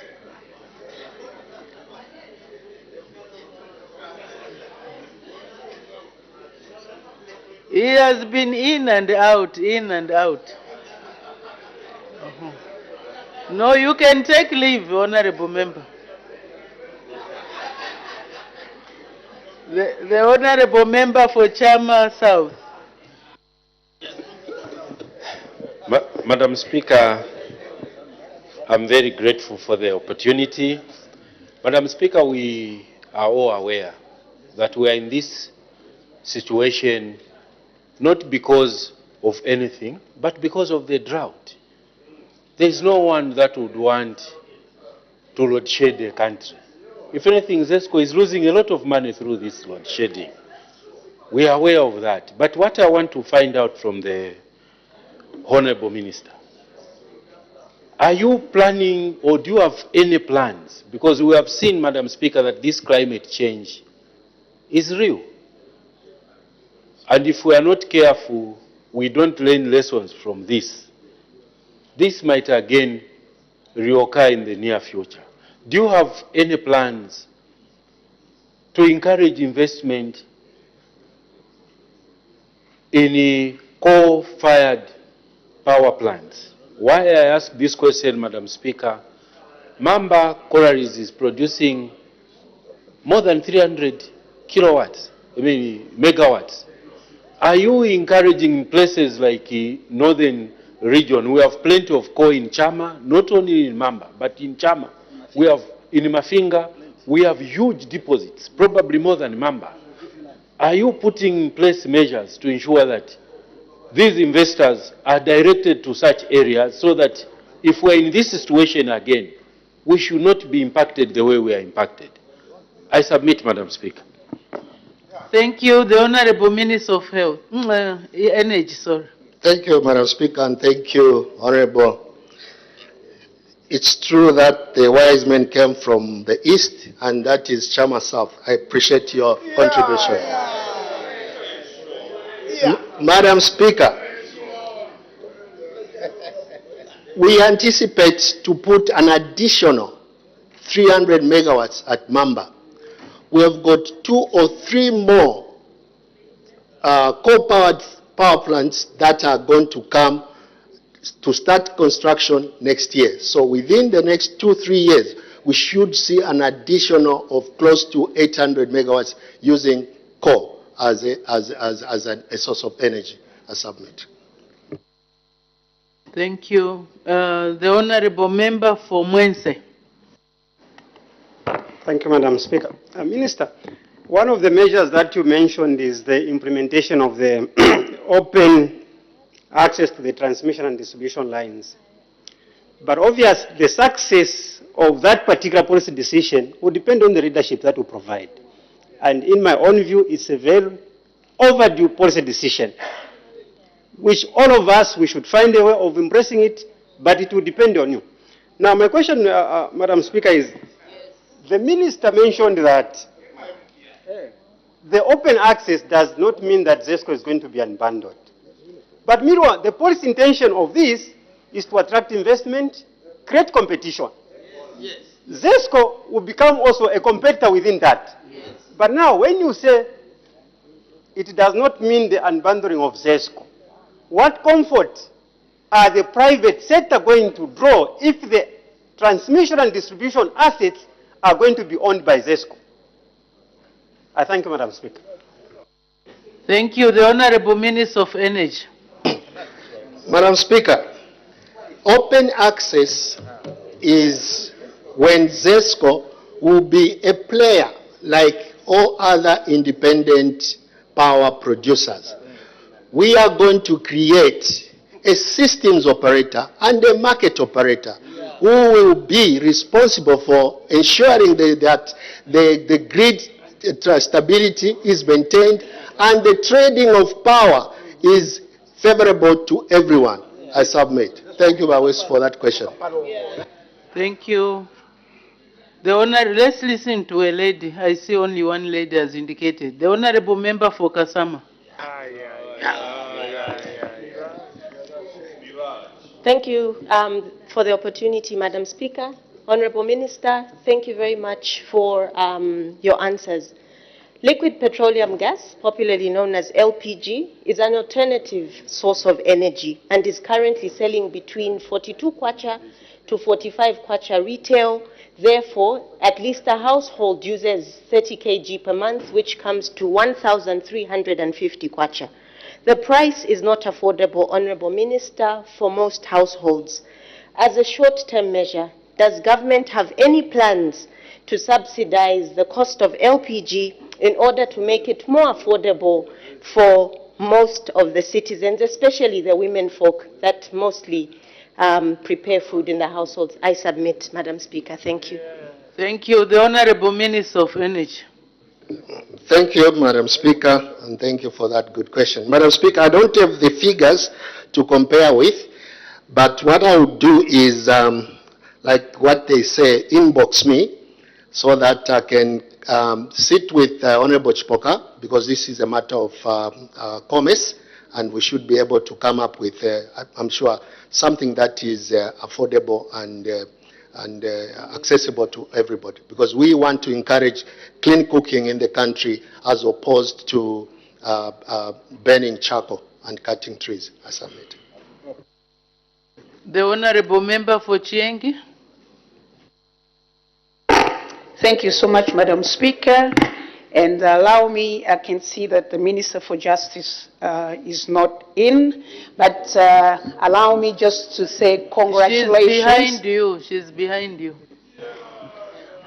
Okay. Congratulations on your new appointment. And this has been my desire, Madam Speaker. And I hope also for the Minister of Sport, there will be a female minister soon. Madam Speaker, we need more women in the executive. Chipolo Polo has been doing fine, and like what's this, Chipolo Polo. So I think it should go also, the Ministry of Sport should go with a woman, Madam Speaker. My question to the Minister of Energy. Minister, most of MPs have lamented on most of sensitive areas being load-shaded. Madam Speaker, I arrived around 01 a.m. in Lusaka. I passed through Luamfumu, ZNS was dark. In Chelenge, police station was in darkness. Chiengi is the same situation. When nowadays, if you want to listen to the radios, which plays a big role in terms of security to the nation, radios are always off. So when you say there are certain institutions that you will not be load shedding, I thought these are the areas that you should also look into, or make it cheaper for radio stations and also make it easy for these institutions to, not to be load shedded like the way it's happening in our country. Now, the question I have for you, when is your government going to give cheaper source of solar, of electricity in form of solar to these institutions? I thank you, Madam Speaker. Thank you. The Honorable Minister of Energy. Madam Speaker, let me first respond by encouraging the Honorable Member of Chiengi to be listening to Ngumba FM radio, which has got solar, powered generator and ZESCO, so that she can reach her constituency. Madam Speaker, I did indicate that ZESCO has formed a company specifically for renewables to import thousands and thousands of equipment for solar installations. Madam Speaker, when these are in the country, I can assure the nation that we should be able to access them at a reasonable price. I submit. Thank you. The Honorable Member for Kamfinsa. Madam Speaker, I'm aware that the Minister has taken quite a lot of time to explain some of the long-term steps that have been taken to resolve this problem. However, there is one aspect that has not been clarified, and I hope that the question I'm about to ask will be responded to very clearly. Honorable Minister of Energy, how much power are we exporting to different stakeholders within the Southern African Power Pool? I thank you, Madam Speaker. Thank you. The Honorable Minister of Energy.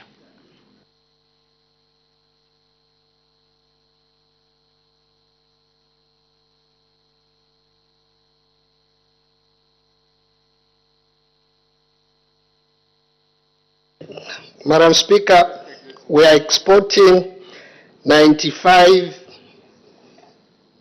megawatts to Namibia, 60 megawatts to Botswana, and 40 megawatts to the Democratic Republic of the Congo.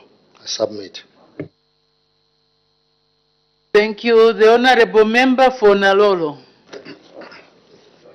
Thank you, Madam Speaker, and I'd like to quickly welcome Honorable Kalimi and congratulate Honorable Kasune as well on her position. Honorable Minister, ZESCO has been struggling in terms of making profit for some time now. I just want to understand whether this 10% increment is cost reflective. Thank you very much, Madam Speaker. Thank you. The Honorable Minister of Energy. Sorry, Madam Speaker, I didn't pick that one. If the Honorable Member can repeat the question. May the Honorable Member for Nalolo repeat his question? Madam Speaker, I want to find out from the Minister of Energy if the 10% increase in tariffs is cost reflective. Thank you very much. The Honorable Minister of Energy. Madam Speaker, these are tariffs that were approved by the ERB. I think I should repeat the information that I gave out in my statement. ERB approved 37% in 2023, 9% in 2024, 15% in 2025, 10% in 2026, and 14% in 2027. It is anticipated that there will be cost-reflective tariffs, I submit.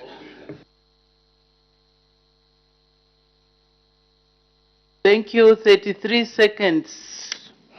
Who is going to take that? Honorable Member for Chitambo. Thank you very much, Madam Speaker. Honorable Minister, you have told the nation through this House that you have put in measures to mitigate the load shedding as it is right now.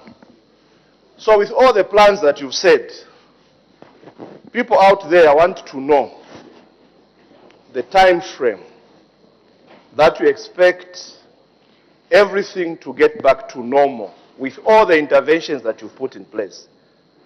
Would you kindly give us a time frame to saying by this year, everything will be back to normal and situation will normalize? I thank you, Madam Speaker. The Honorable Minister of Energy. Madam Speaker, I did make a statement when I was in Kariba, when we were inspecting the Kariba Dam, that we are going to review the situation in September. Then we can come back and give a better timeline as to when we feel comfortable to announce that load shedding will end. I submit. Yeah.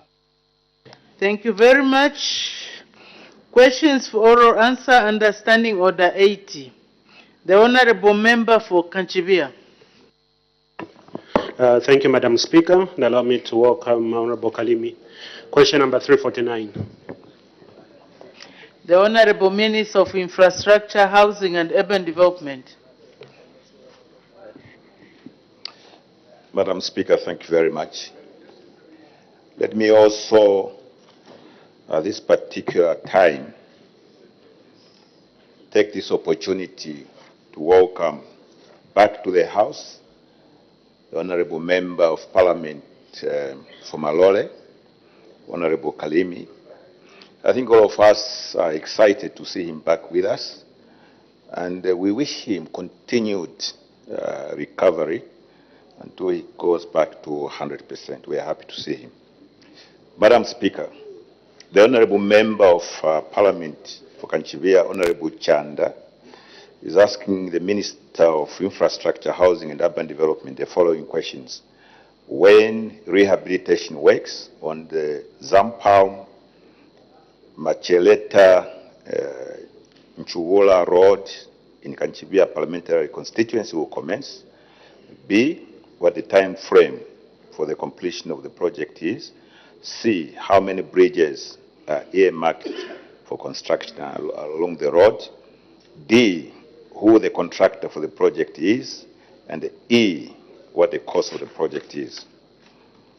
Madam Speaker, these are the answers. A, the rehabilitation of works on the Zampalm, Macheleta, and Nchuwola Road in Kanchibia Parliamentary Constituency will commence when the Treasury secures the funds for the project. B, the time frame for the project will be known once the Treasury secures the funds and designs are prepared and the contractor is engaged. C, the envisaged scope of works on the road will cover construction, rehabilitation of all crossing points on this particular road. D, the contractor on the project will obviously be known once the procurement for the works is completed. E, the cost of the project will also only be known once a contractor has been engaged. Madam Speaker, thank you. Thank you very much. Supplementary questions. The Honorable Member for Kanchibia. Thank you so much, Madam Speaker. And Honorable Minister, thank you for your response. Let me qualify that we are going to submit a number of these questions, and sometimes they'll seem monotonous, but for the reason that Kanchibia presents us with about 3 different terrains. This particular area falls or sits around the Bangolo wetlands. And this makes it very difficult for us to attend to the needs of this particular road, 37 kilometers, using our means or our resources.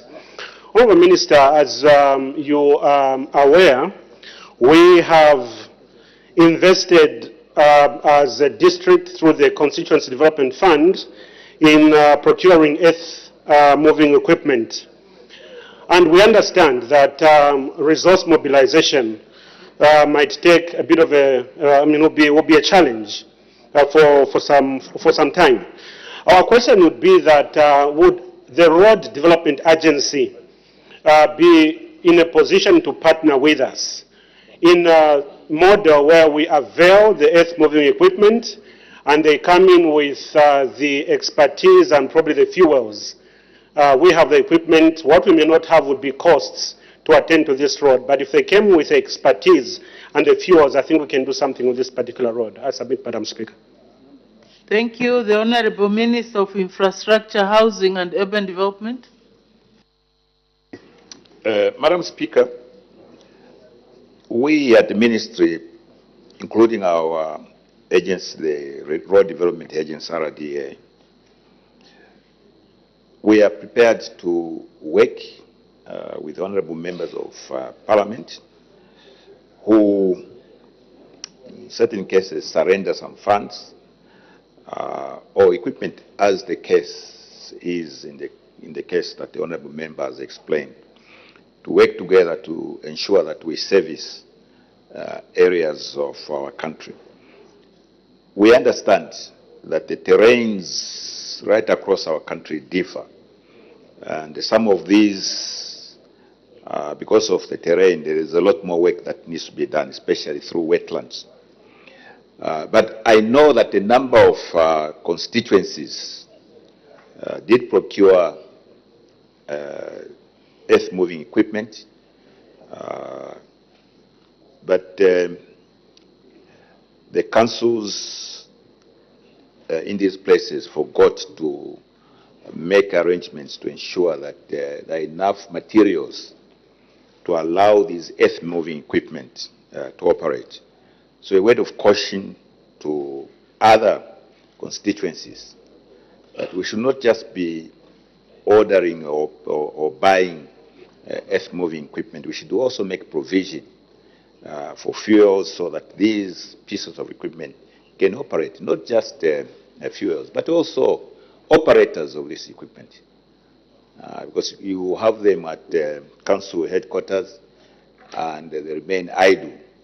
I think once these are bought, we expect that they will operate. So operators of drivers and also fuels and greases to ensure that they operate properly. Thank you, Madam Speaker. The Honourable Member for Kanchivia. Thank you so much, Madam Speaker.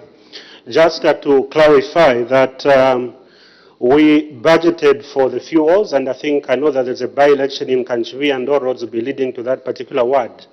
You will find our earth-moving equipment working on the Luchembe Copper Road. What we have not budgeted for, however, is this particular road. Because of its terrain, that would gobble most of our allocation under the CDF. The more reason why we are proposing that if we could avail the equipment for this particular road, and our DOT is already doing a commendable job on the Kaunda Bridge, brings in the expertise and they help us with the fuels, we would be able to attend and make this area accessible for our people. Thank you, Madam Speaker. Thank you very much. The Honourable Minister of Infrastructure, Housing and Urban Development. Thank you very much, Madam Speaker. I think let us engage. So when the minister comes to assess the situation in the near future, I hope we will not be accused of coming there because there is a by-election. We are coming there because you are saying there is need for us to visit. So we'll be there. Thank you, Madam Speaker. Thank you very much. Let's make progress. The next question, the Honourable Member for Kalabo.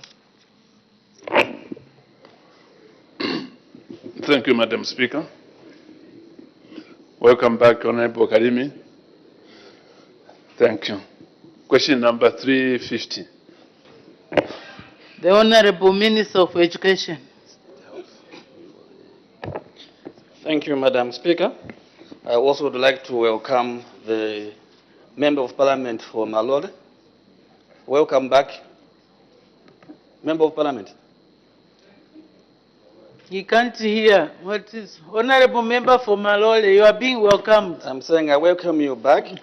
We kept you in prayer. Those of us who are prayerful. And as a Reverend, I kept you in prayer. I will continue praying for you.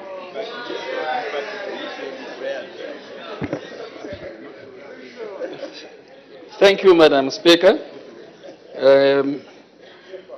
Honourable Mayor, to ask the Minister of Education, A, how regularly schools are funded by the government, B, how the funds are utilized, and C, how school pupils and communities benefit from the funding. I wish to inform the House as follows. A, schools are funded by the government on a quarterly basis and funds are disbursed every first week of each quarter. B, the grants funded to schools by the government are a key resource in implementing school-related programs. These programs are strategically planned and aligned with the school budget, school grant guidelines, and financial regulations to ensure effective utilization of the funds. And C, the direct impact of the funding on school pupils is significant. The money allocated to the institutions not only provides facilities and enhances education opportunities, but also supports disadvantaged students and fosters innovation and creativity. These funds also lead to the creation of more curriculum options, fostering a conducive teaching and learning environment that helps students achieve better learning outcomes, including higher test scores, increased graduation rates, and other improved indicators of student achievement. From the community point of view, on a short term, funding to schools creates business with a skilled, trained workforce and fosters networking opportunities that build and enhance partnerships. In other words, our community benefits include, but are not limited to the following. 1, creates employment to local communities as schools pay them wages, which are crucial for their economic growth and social stability. 2, the burden of paying school fees has been taken over by the government, creating additional disposable income for their other needs. And 3, community members who have the capacity to supply the schools are given business opportunities by schools for various school requisites. On a long term, public education is a worthy investment for this government, with immense social and economic benefits, not only to learners but also to communities. Research shows that individuals who graduate and have access to quality education throughout primary and secondary school are more likely to find gainful employment, have stable families, and be active and productive citizens. They are also less likely to commit serious crimes, less likely to place high demands on the public health care system, and less likely to be enrolled in welfare assistance programs such as social cash transfer.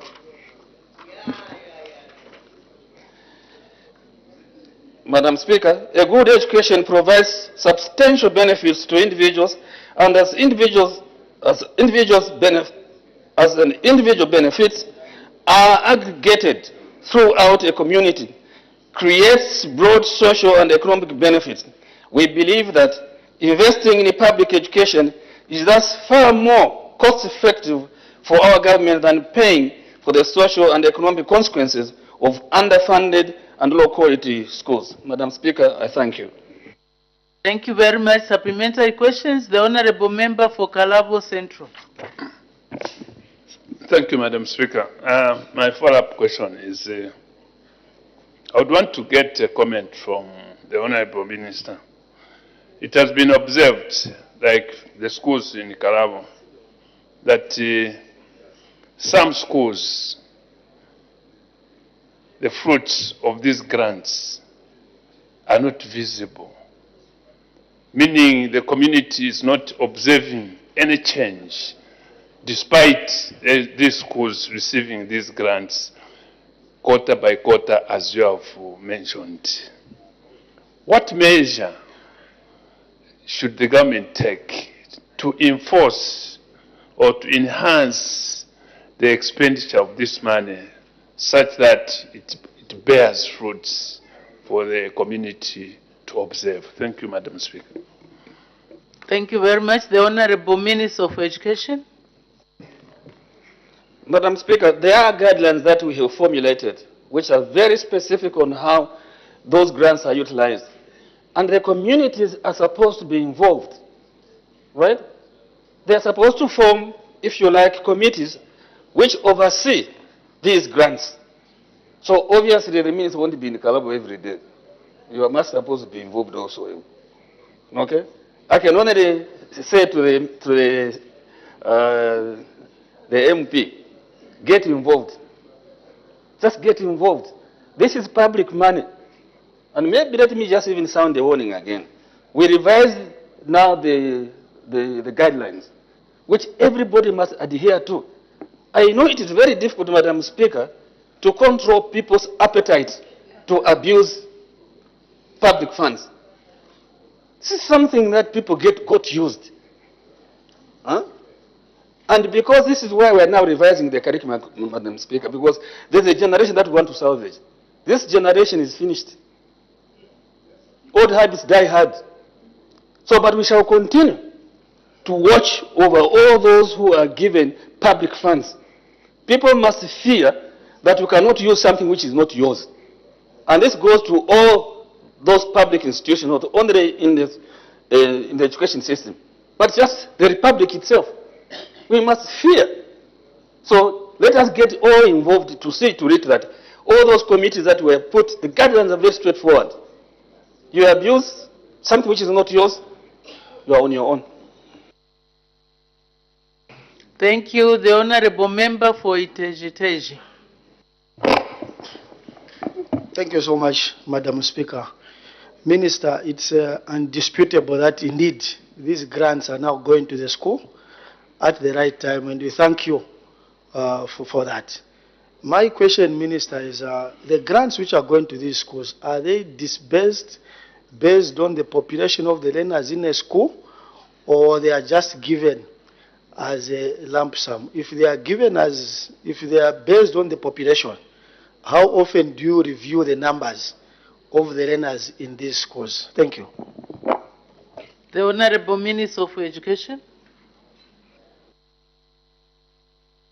Thank you very much. 90% is about the population. 90% of the grants is about the population, how many children are in school. We review that. Already I was signing something yesterday where they are going now to, again, check on the numbers.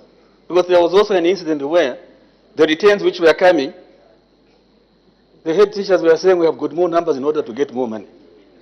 So, but we are now making that. We are doing on-spot check.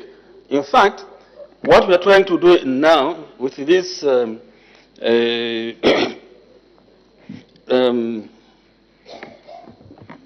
these computers, now what we are trying to put together with the National Science Center is that we will know how many children are in each school. So 90% of it is about the school system itself, how many children are in school. Thank you. Thank you. The Honorable Member for Nyimba. Thank you, Madam Speaker. I know the Minister has given us very correct answers, and I appreciate that schools are receiving grants. And Madam Speaker, his wishes is that we should have well-learned students. I mean, those pupils will be going to universities. They will go there, Madam Speaker, and they will pass and go to universities and get proper degrees, Madam Speaker, so that we cannot be talking about issues of power when we've got a lot of uranium in this country. We should be talking about nuclear power if we well educate our kids, so that we can stop depending on hydropower every day, because this country is so rich with uranium, but our education does not permit us to do that. Madam Speaker, the question to the Minister. Minister, you have answered the other question I wanted to ask. Now, when you are giving out these grants, I just want you to tell me something. You know where I come from, and you know the challenges we have. When giving a school which is connected to the national grid, and schools which are producing power by gensets, do you give the same amount of grants, or there is a difference between the two? If not, do you have any plans to see to it that you start increasing grants to those schools which are running power by using gensets? Thank you. The Honorable Minister for Education. Thank you, Madam Speaker. But that is actually a suggestion we have made. I think we will look into it. Thank you. Thank you. The Honorable Member for Chifubu. Thank you, Honorable Minister. Thank you, Madam Speaker. Honorable Minister, I also want to find out that the grants that were allocated to the schools were budgeted. Now, following the impact of the drought that has come in, are you also considering an impact relief to the schools, particularly those that are receiving the grants that were budgeted, by increasing them so that they can also cover buying gen sets for secondary schools like those that are, we have secondary schools that are doing science programs. They need power for all their tests in the laboratory. What is your ministry doing to cushion the impact of the effects these secondary schools are facing because of the drought impact in the country? Thank you. Thank you. The Honorable Minister of Education. Thank you very much for that question, Honorable. In fact, my ministry and the Minister of Energy were directed at the last cabinet meeting for us to sit down together. Am I right, Honorable? Okay, so that we actually look into that. Whether the grants will be increased or not is a means of finance with realigning. But there is already an issue for us to sit down with the Minister of Energy to check responding to the drought itself. So I think we are on course. It's only that I didn't have time to meet my colleague here. Because all we are trying to do now is the solar way. We cannot continuously depend on hydro. We've already seen that when the heavens shut, we're in trouble. But this is a lesson also, Madam Speaker. Let me just say something. This is a lesson also. This year the President talked about in the farming season, go and plant.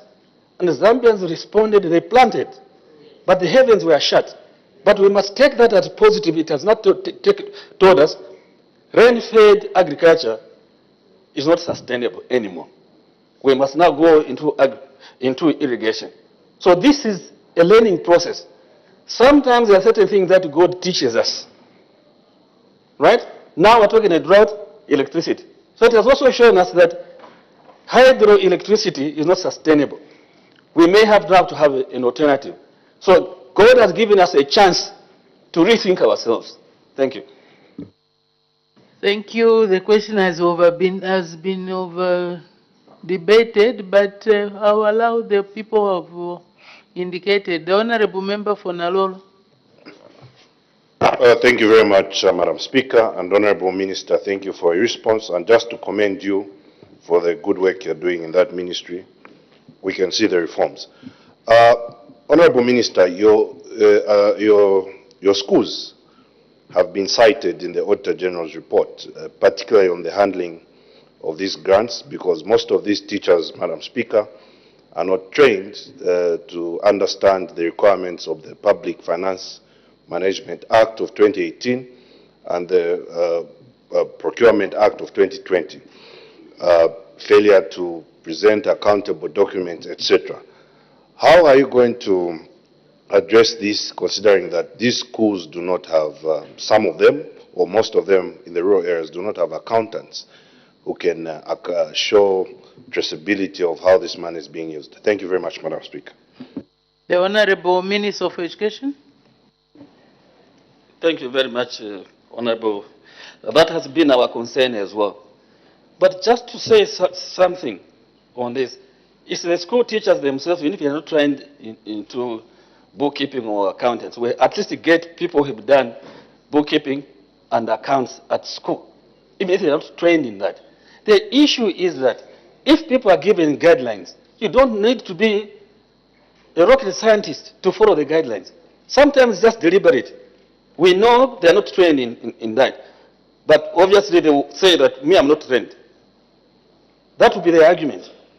But we are now trying to strive to make sure that we can at some point, though I cannot promise really, at least to get people who understand even basic things, who can understand even the act that you have talked about. But these are the people who trained as primary school teachers.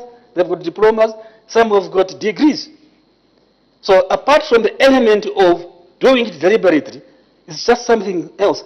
But I think your question is quite important, and we have to really to get down there in order for people not to excuse themselves because they were not trained. Thank you. The Honorable Member for Mitete. Thank you, Madam Speaker. Allow me join colleagues who have welcomed Honorable Kalime. You are welcome back to the House. And Madam Speaker, there are some facelifting in some quarters within our premises. It's so good. Thank you. Minister, these funds, well intended. Thank you so much. Yes, it's said some schools have been cited in the Auditor General's report, but are they all audited or not? Are you, with what has found us this year, intending to increase to mitigate the effects of drought, imitate, believe you me, this term and the coming term, for pupils to go to school on an empty stomach? Madam Speaker, it would be a bit hard. Are you, as we are doing the rebudgeting, thinking of pupils in Mited, Washish in particular? Madam Speaker, congratulations, Minister of Justice. Thank you. Thank you. The Honorable Minister for Education.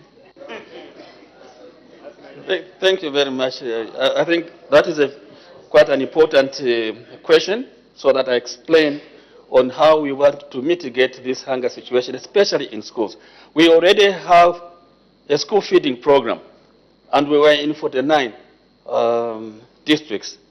But now, because of this hunger, when the President declared an emergency, it was found that 78 districts in the whole country are the ones that are affected with this. Inside there, we have said we are now going to take care of those 78 districts to feed the children to go to school. We sympathize as of now because we haven't yet, just when I went to Brussels recently, GPE actually gave us some money for school feeding. So the process that we had for 49 districts, now there are 78, including those that even the elderly people will be fed. So certainly we cannot fail to start feeding children to go to school. But there's one thing which is so peculiar, which I want the nation to understand. Before free education, there were so many absenteeism, but there was school feeding. After free education, we found so many children coming into school. So it is not about feeding which per se took children to school. It is free education as of now. You understand what I'm trying to tell you? And before free education, the absenteeism rates were so much. After free education and everybody wants to go into school, the rates, absenteeism rates have gone down. So what it means is that children and the parents, first of all, children were thirsty for knowledge. The parents could not afford. Today they are affording. At least the amount of money they used to pay for their children, they are keeping in their pockets. All right? That's why the mitigation. And many people forget about this, that this government has done a lot. Colleagues, 2 more million children are now in school. 2 million, where were they? It means that the parents could not afford, it was true. And today, government has taken the burden. By the way, we also pay for their exams. We're not asking parents to do that. Parents used to pay for that.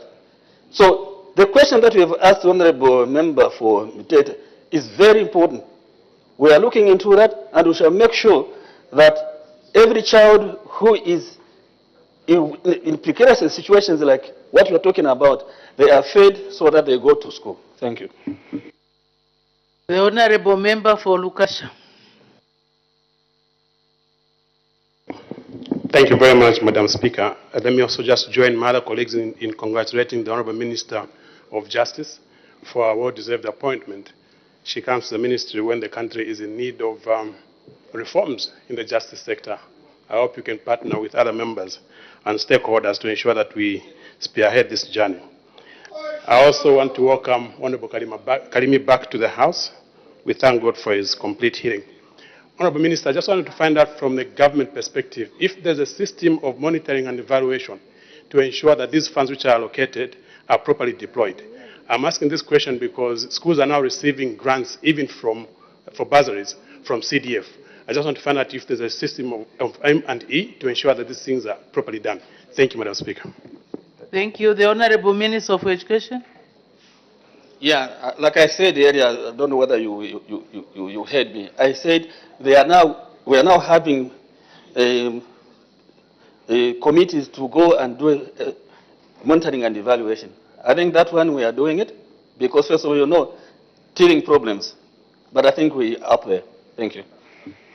Thank you. That will be the last question. As the time is 16:40 hours, I suspend business for 20 minutes for a health break. Apologies, Honorable Member from Mbawala.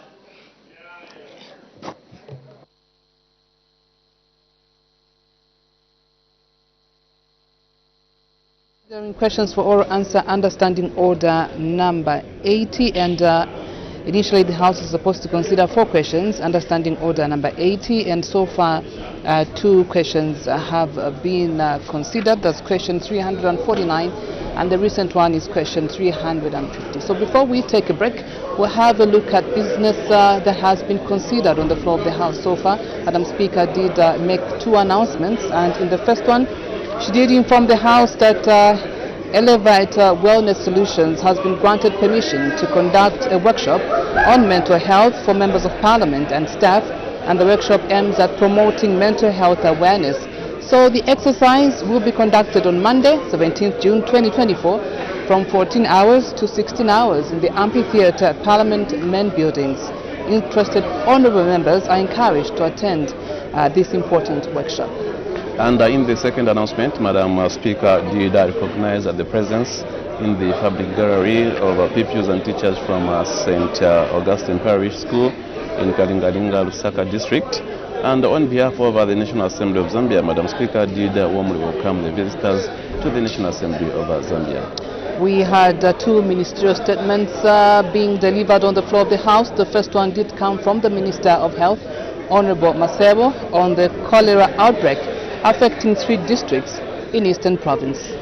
And the second one came from Honorable Peter Kapala, who happens to be the Energy Minister, on power supply deficit in the country, and he did update on electricity load management and upward adjustment of electricity tariffs. So we'll be back at 17 hours. Stay glued right here on Parliament Television as we continue to bring Parliament closer to you. Good afternoon.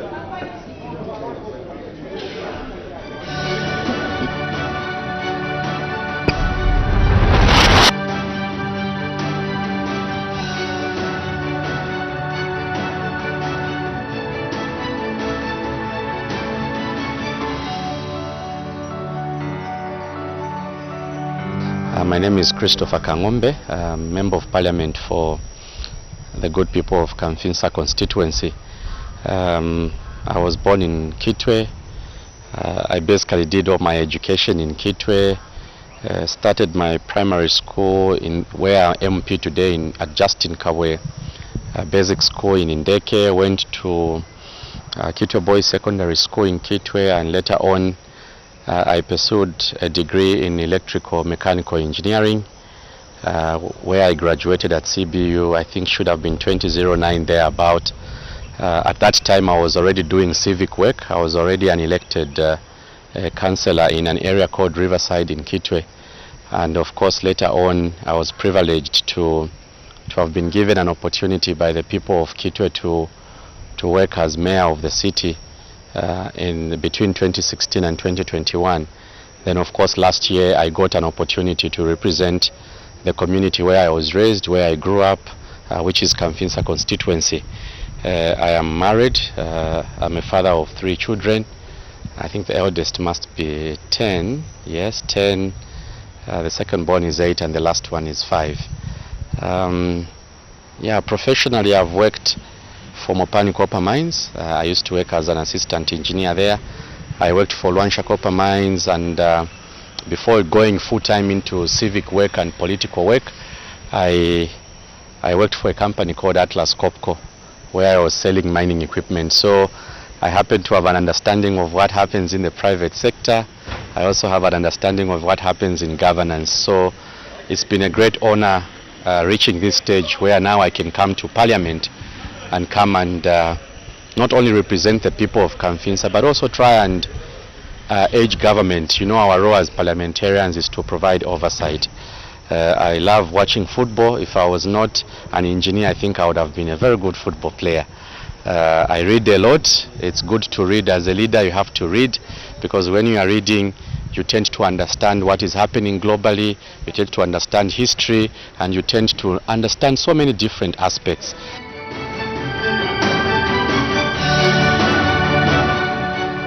Kamfinsa constituency is the first constituency as you enter Kitwe.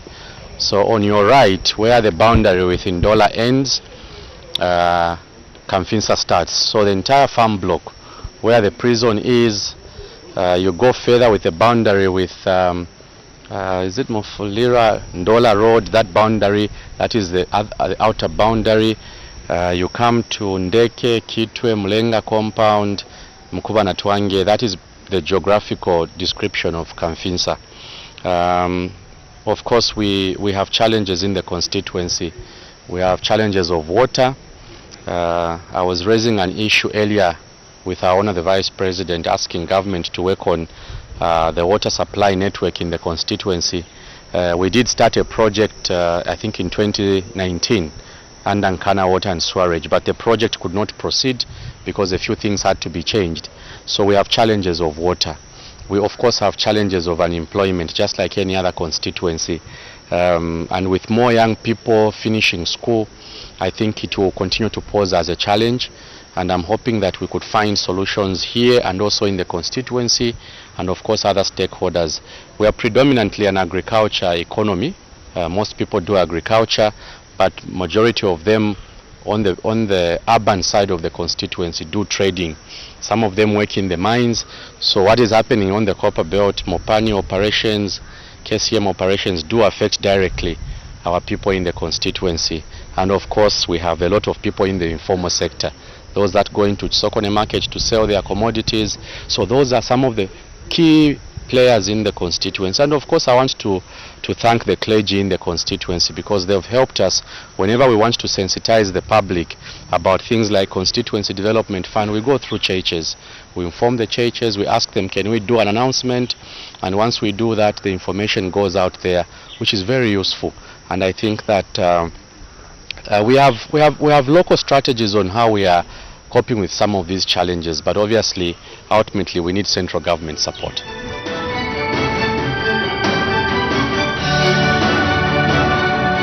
We've started with basic infrastructure. We need to educate as many people in the constituency. I would want the constituents to produce more engineers. I want the constituents to produce more doctors, more teachers, more journalists, people that can come and contribute to the economy of our country. So of course our primary objective is to provide health infrastructure and also provide educational infrastructure. We have a hospital, what used to be a clinic, Ndeke Village Clinic in Ndeke Village, that we are now upgrading. The previous government did commence the upgrading works.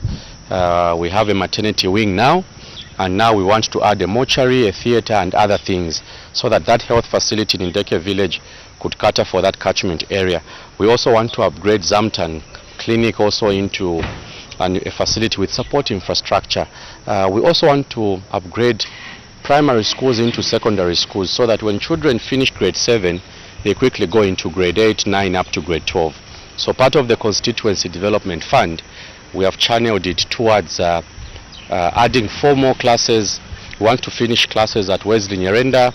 We want to finish 3 classes at Mlenga Primary.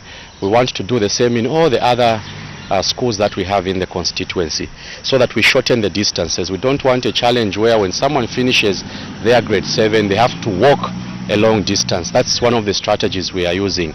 We are also doing bridges. We want people to be able to connect, and that is why earlier this week I did raise an issue with the Minister of Infrastructure that our farmers need to have their bridges worked on, so that they can transport their farm produce, so that they can transport their farm inputs, and so that we can have the economy happening, economic activity happening in the farm block of the constituency. So it's education, health, general infrastructure like bridges. We also have roadworks that we want to work on, and we have allocated from the constituency development funds for this year about 600,000 kwacha, which will go towards fuel for the council to grade our roads. It's a wide scope of things that we want to do, but ultimately I want us to simplify the empowerment programs. The way the empowerment programs have been designed, I feel will not yield the right results. The issue of cooperatives, we've had challenges. People form cooperatives, they get the money, they have challenges starting a business, yet they asked for money to start a business. So I did ask our colleagues in central government if we can redesign empowerment programs. So that is on my agenda for this year. Before 2022 comes to an end, we should be able to say we think we can do empowerment programs in this fashion. And I think that that is some of the things that we are working on. So pretty much it's health, education, the basic things that everyone talks about, but localized to the needs of the people in Kamfinsa.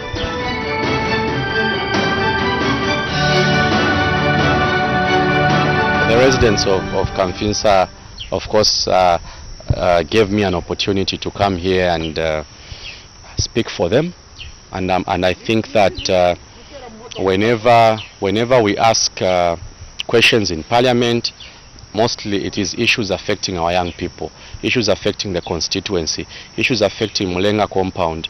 I would want to assure them that it may not be done, everything may not be done in 5 years, but we are going to lay the foundation, and we are going to demonstrate that some of the priorities have been attended to. We are going to ensure that educational infrastructure, the schools out there are worked on. We are going to ensure that we provide the necessary blueprint for working on roads. Those are our priorities, because if we do those things, I think that the economy of the constituency will be active. I also want to assure the residents that the challenges of water will continue to be presented to Parliament, because if I don't speak, I think that government may not give those issues the right amount of attention. So I'm very grateful for the opportunity to have been elected Member of Parliament. It's been a great journey so far, and I want it to be a leadership that represents the needs of our people.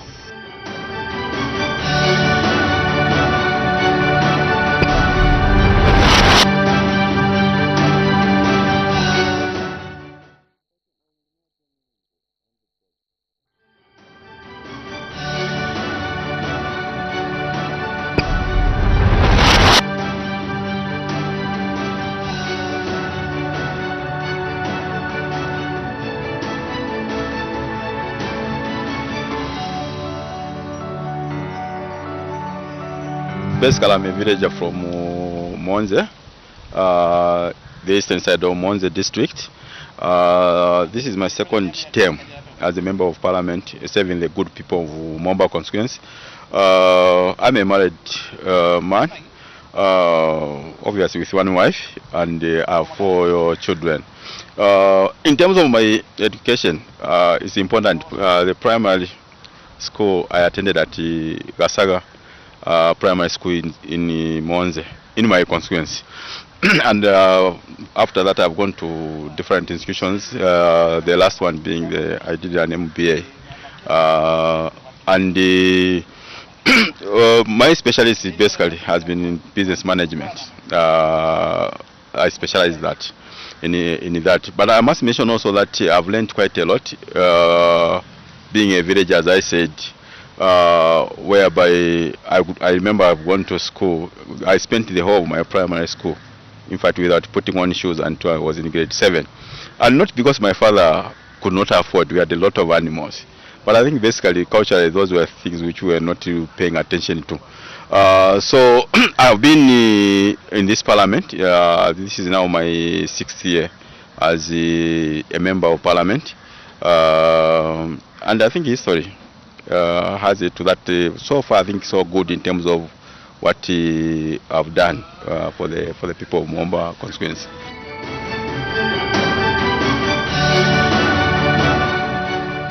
So Momba constituency is purely rural constituency, eastern side of Monze district. If I let me say, just from the northwestern all the way to the eastern side of Monze district. My neighbors are Bwenga constituency, Monze Central, Magoye, and Gwembe. So predominantly rural constituency. My people are mainly in agriculture. We do rear animals and farming.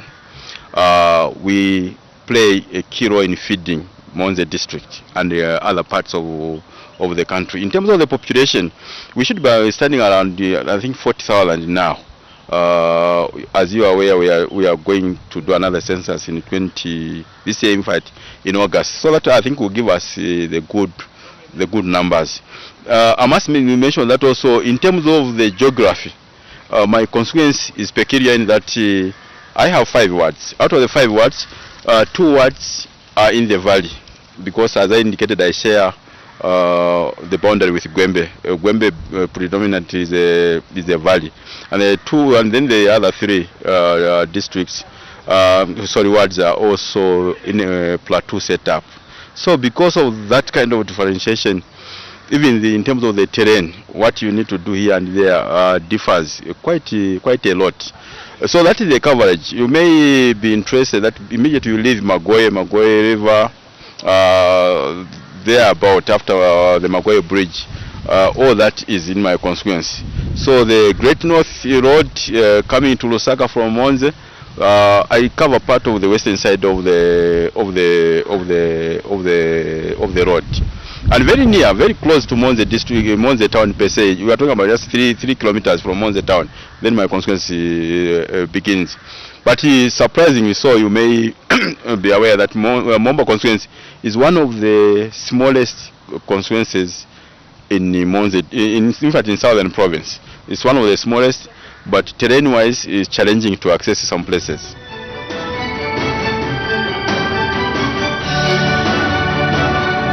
For Momba constituency, I want to look at in terms of the priorities. What are our key challenges as a constituency? First and foremost, we are looking at the availability of water, both for human beings, that is clean and safe water to drink for people, and both for the animals. And that, for me, has always been my priority.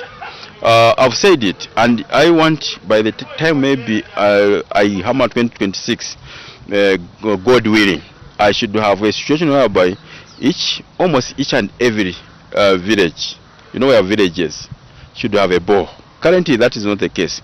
We still have a lot of our mothers walking long distances in search of water. The same goes with our animals. If you come to Momba constituency, you find that we don't have any river, which we call them perennial rivers, which has water throughout. We don't have that. So we rely heavily on dams, and these dams are silted now. So that is our priority number 1, the availability of water for our people. And also the road network is nothing to talk about. The roads are quite very, very bad. The schools also. We have quite a number of good schools, but I want also to ensure that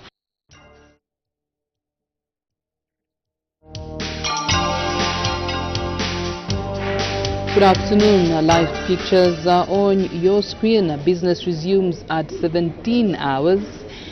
And with the continuation of questions for oral answer, understanding order number 80.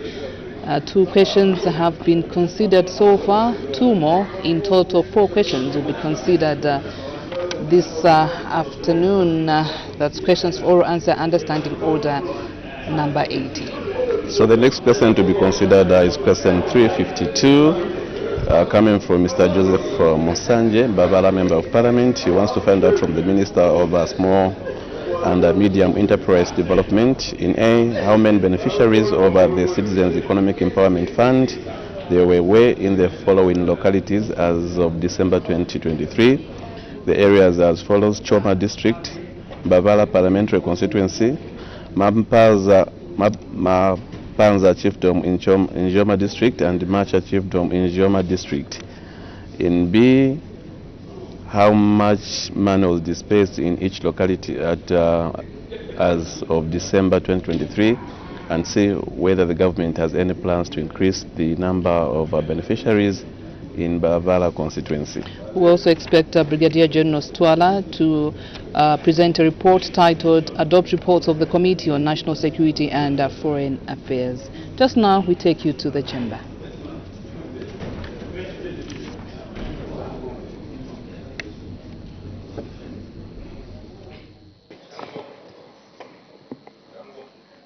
Honorable members of Parliament, Madam Speaker.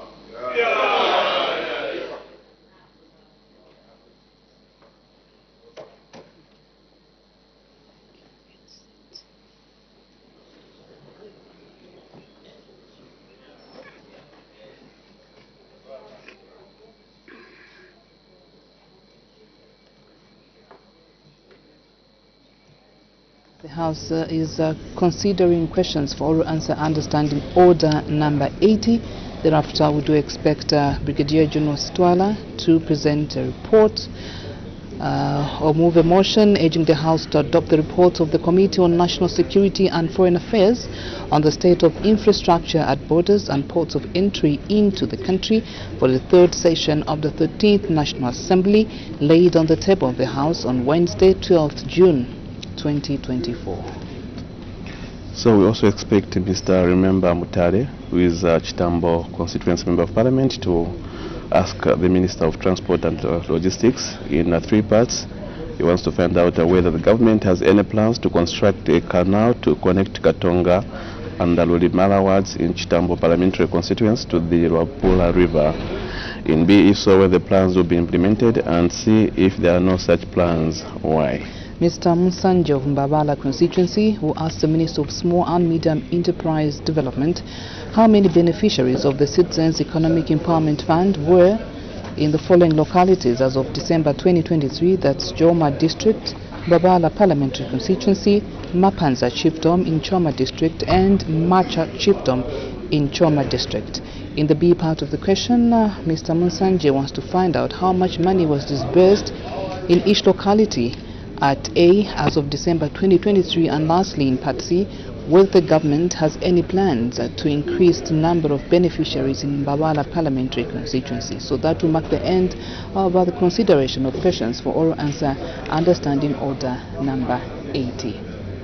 In case you've just tuned in and you're wondering why business is not taking office, because a quorum has not been constituted, 1/3 of members of parliament need to be present in the House in order for business to be transacted.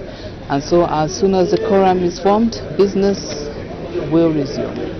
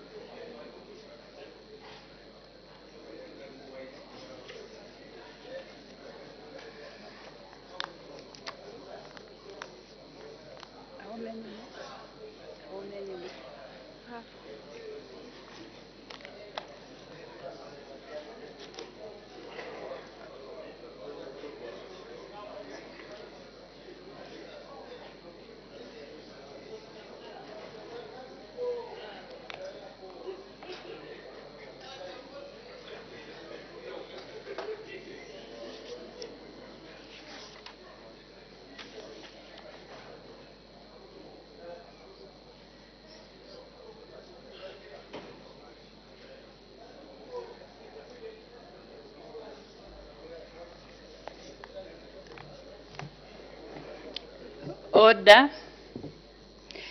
When business was suspended, the House had just finished considering question number 350 on the order paper asked by the Honorable Member for Kalabo Central.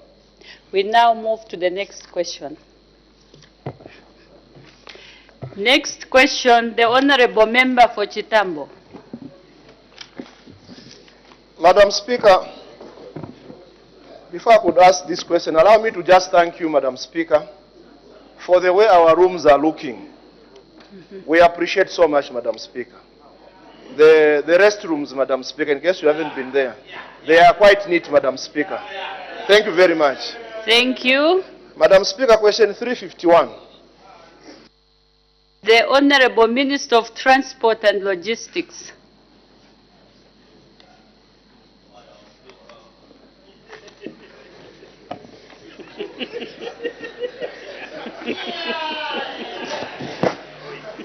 Thank you, Madam Speaker.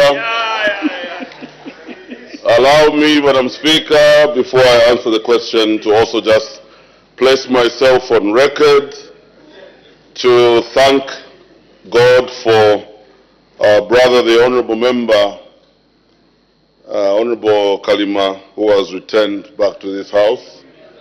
Kalimi, we are truly, truly grateful for his safe return. Madam Speaker, the Honorable Member for Chitambo constituency, Mr. Mutale, to ask the Minister of Transport and Logistics a three-part question. In part A, Madam Speaker, whether the government has any plans to construct a canal to connect Katanga and Lulimala wards to the Luapula River in Chitambo constituency. In B, Madam Speaker, if so, when the plans will be implemented. And lastly, in part C, Madam Speaker, if there are no such plans, why? In response to Order Book number 39, Madam Speaker, we wish to respond to this August House as follows. A, the government indeed has plans to develop, rehabilitate, and maintain waterways across the country, including in Chitambo constituency, as espoused in the 8th National Development Plan and the National Transport Policy. In B, Madam Speaker, plans will be implemented once resources are made available, as this was not provided for in the 2024 budget. Further, since the dredging functions are in the process of being devolved to the local authorities, government will consider making provisions for the construction of the canal to connect Katanga and Ludimala wards to the Luapula River through the constituency development funds under the Chitambo constituency. C, as stated above, the government does have plans to construct the canal. D, Madam Speaker, construction of a canal connecting Katanga and Lulimala wards to Luapula province will be implemented once resources are made available. Madam Speaker, I thank you. Thank you. Supplementary questions. The Honorable Member for Chitambo. Minister, I've heard you've said we shall use the CDF to construct the canal to connect the people of Katonga and Lulimala wards. Madam Speaker, our CDF for 2024 has already been allocated by the government. The Ministry of Local Government told us to buy an ambulance, to build the chief's house, the palace, and also to buy a motorbike for the chief retainer. And the only money that I remained with, or we remained with as Chitambo, was about 1 million kwacha. That is the money that we remained with. So we couldn't, that is from the 16 million which was remaining there after removing these other funds. So, Madam Speaker, we couldn't budget for that because there was no money. And that's the reason we asked this question. And Minister, this question is arising because the people who were fishing from the Luapula Bridge, the famous Tuta Bridge, the government decided to remove them there And they were told that that is a game management area through the Minister of Tourism here. Now these people are fishermen, and that's their livelihood. So they are having a challenge to access the river called Luapula. The only way they could access that river is through a canal, just like the way you have a canal which is going to Lunga district. My question is, since now we are looking at CDF and these people are not fishing right now, they are just seated and they have got no any other ways of survival, what interventions are you going to give us or to provide as government so that these people can continue fishing, for them to continue keeping their families and also them to survive? I thank you, Madam Speaker. The Honorable Minister of Transport and Logistics. Thank you, Madam Speaker, and thank you to the Honourable Member for that follow-up question. Just suffice perhaps to say, Madam Speaker, that I do hear the Honourable Member of Parliament, particularly when he brings out the plight of the people in that particular area who are predominantly fishermen, and that they are unable to carry out their day-to-day activities to earn a living owing to certain changes which may have been orchestrated by my sister ministry, the Ministry of Tourism. One thing I do acknowledge is that yes, we do see the need to build that particular canal, linking these two particular wards, and that unfortunately there was no provision in the 2024 budget for this.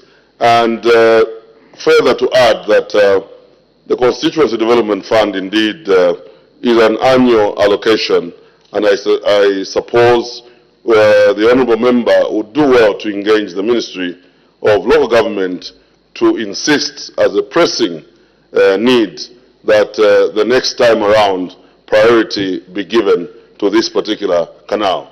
Madam Speaker, I thank you. The Honourable Member for Chitambo. Madam Speaker, I'm very much aware about the CDF, and I do appreciate government for this money. But Madam Speaker, even next year, I know that instructions are still coming. For example, already Madam Speaker lobbied that we should build constituency offices, and there are so many other more things to come as a directive to the CDF monies. Now, Madam Speaker, what I wanted maybe the Minister to assure the people of Chitambo that this year, as we approve our budget this September, he will include this canal. We only need about 5 million kwacha, Madam Speaker, to have this canal done in that area. Will the Minister include this budget line in his budget for 2025? I thank you, Madam Speaker. The Honourable Minister of Transport and Logistics. Thank you, Madam Speaker. I've been reluctant to make such a commitment, Madam Speaker, owing to the fact that I did refer to this devolution function of dredging to the local authorities. I think that I would be at variance with what my ministry's policy is going forward. I would like to suggest to the Honourable Member to also perhaps come through and engage both the Ministry of Transport as well as the Ministry of Local Government and see what sort of interventions we could come up with to try and lighten the Honourable Member's burden. Madam Speaker, I thank you. Thank you. The Honourable Member for Lufubu. Thank you very much, Madam Speaker. Honorable Minister, I think even if it was me in your position, I would give the same answer. Because it's like you've just been ambushed. To exonerate yourself, would you confirm that the Ministry of Tourism, when they were removing those people from there, they did not consult you so that maybe in the budget you can look at how best you can serve the people from that area who voted for us, so that that need can be met. Thank you, Madam Speaker. The Honorable Minister of Transport and Logistics. Thank you, Madam Speaker. To say to the Honourable Member that we are indeed one government, and that I am neither a spokesperson nor indeed the Minister of Tourism to be able to throw such a question at the Ministry of Tourism. I think that I've given the position as far as the Ministry of Transport and Logistics is concerned, going by its function of dredging of canals. Madam Speaker, I thank you. The Honorable Member for Nyimba. Thank you, Madam Speaker. Minister, thank you so much for every parliamentarian here is appreciative to CDF, and when this devolution of power from the central government to the local authority, in case of Chitambo, where you are saying that the local authority can do the dredging, you may also wish to understand that Chitambo Town Council was no dredger. And getting a dredger from your ministry, and you know the charges, let me not go there, because we hired a dredger from your ministry. And we hired your dredger, a dredger from your ministry, and it's quite expensive to maintain it, because we even have to pay VAT on a government-to-government institution.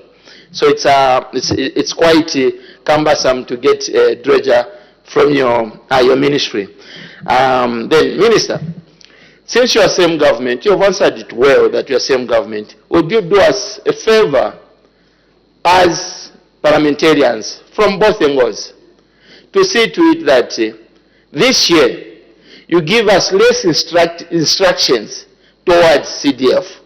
There are too many instructions. At the end of the day, we can't budget, we can't plan, because now again, it's like everything now will be done centrally. Would you do us that favor so that maybe my young honorable MP there, he can, for Chitambo, he can budget properly and do the canal. Would you do us that favor? Thank you. The Honorable Minister of Transport and Logistics.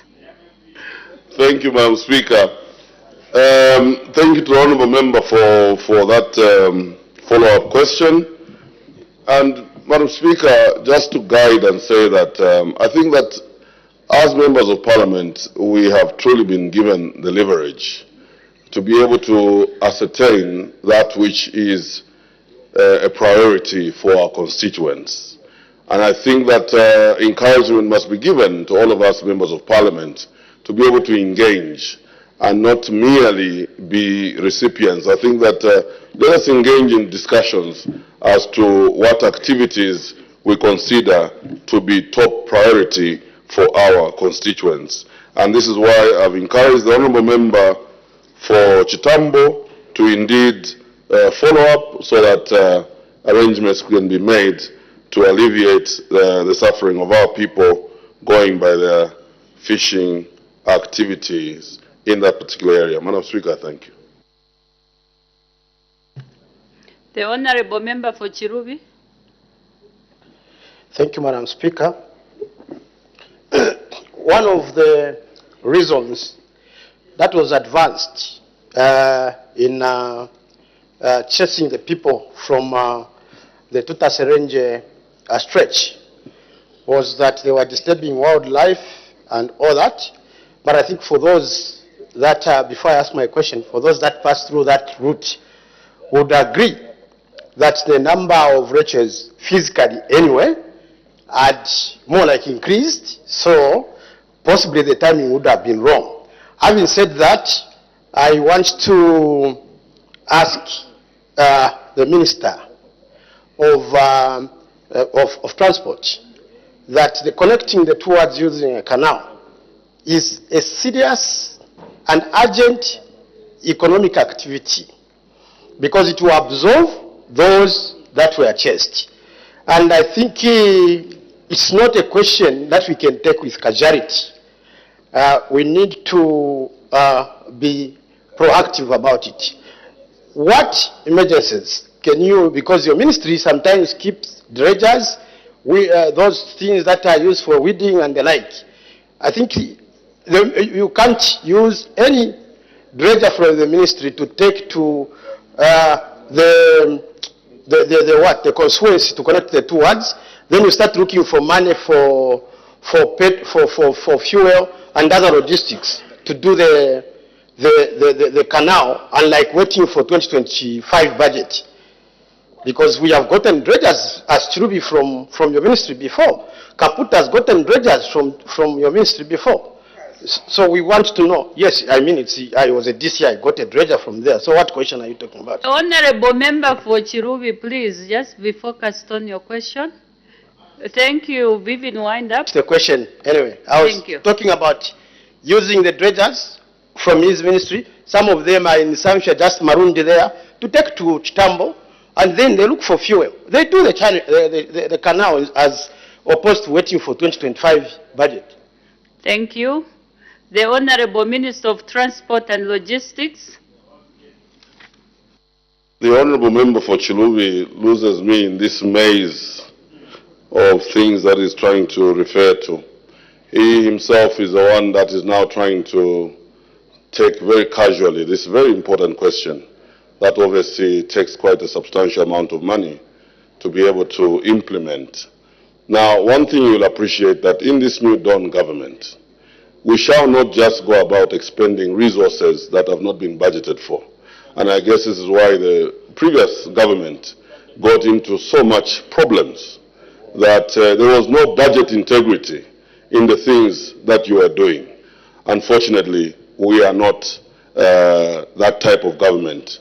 We must stick to that which has been budgeted for in order for us to maintain integrity of what you've planned vis-a-vis revenues against expenditures. Madam Speaker, I thank you. Thank you.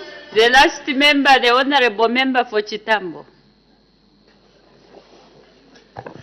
Madam Speaker, it was on a point of order, because my questions are done. You can go ahead, Honorable. Thank you very much. Madam Speaker, from where you're sitting, you can be able to see that I've got a bald head. And Madam Speaker, my beard is showing white. Meaning that, Madam Speaker, I've crossed the line of 50 and somewhere there.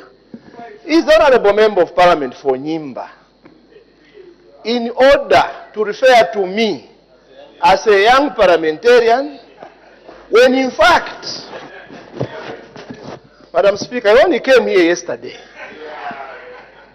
And Madam Speaker, for that matter, I'm a former whip of this House. Is that Member of Parliament, Madam Speaker, in order? And for that matter, Madam Speaker, is no longer my traditional cousin. Madam Speaker, I need your serious ruling. I'm sure that was on a lighter note, but we do not debate ourselves. And for that matter, we are all honorable members. Whether young, old, the thing is that we are addressed as honorable members. We make progress. Next question, the honorable member for Mbabala. Thank you so much, Madam Speaker. Question number 352. The Honorable Minister of Small and Medium Enterprise Development.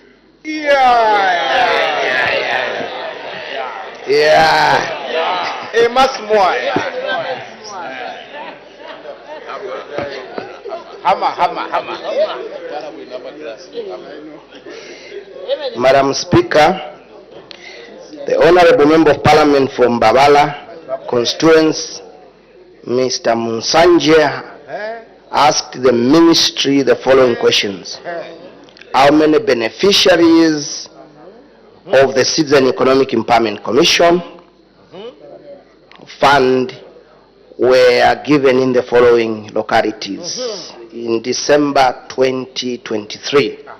One, Choma District, Mbabala Parliamentary Constituency, Mapanza Chiefdom, and Macha Chiefdom. B, how many or how much funds or money was distributed to each locality at A, and whether the government has any plans to increase the number of beneficiaries in Mbabala constituency. Our response, Madam Speaker, a total number of 2,258 persons benefited from the Citizen Economic Empowerment Commission funds through various empowerment products. And I'll be able to give the numbers. Yes. In Choma District, Busulu loan, 74 persons benefited. Marketeer booster loan, 1,628 benefited.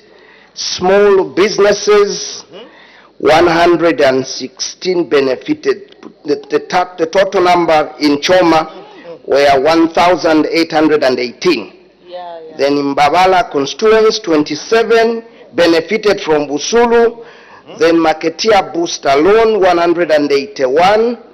Then smaller businesses, 3. The total number from Mbabala constituents, 211.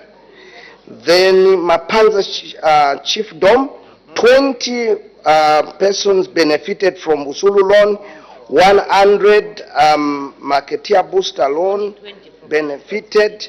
Then one small business benefited. The total number came to 121. Then Macha Chiefdom, 25 persons benefited from Busulu loan. Then Marketeer booster loan, 81.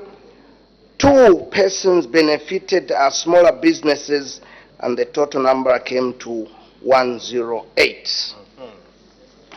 B, the total of 48,808,000 was given out in these localities.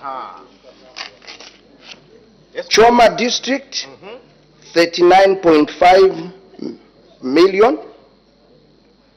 Mbabala, 4.5. Mapanza Chiefdom, 500,000. Macha Chiefdom, 4.2 million was given. Yeah.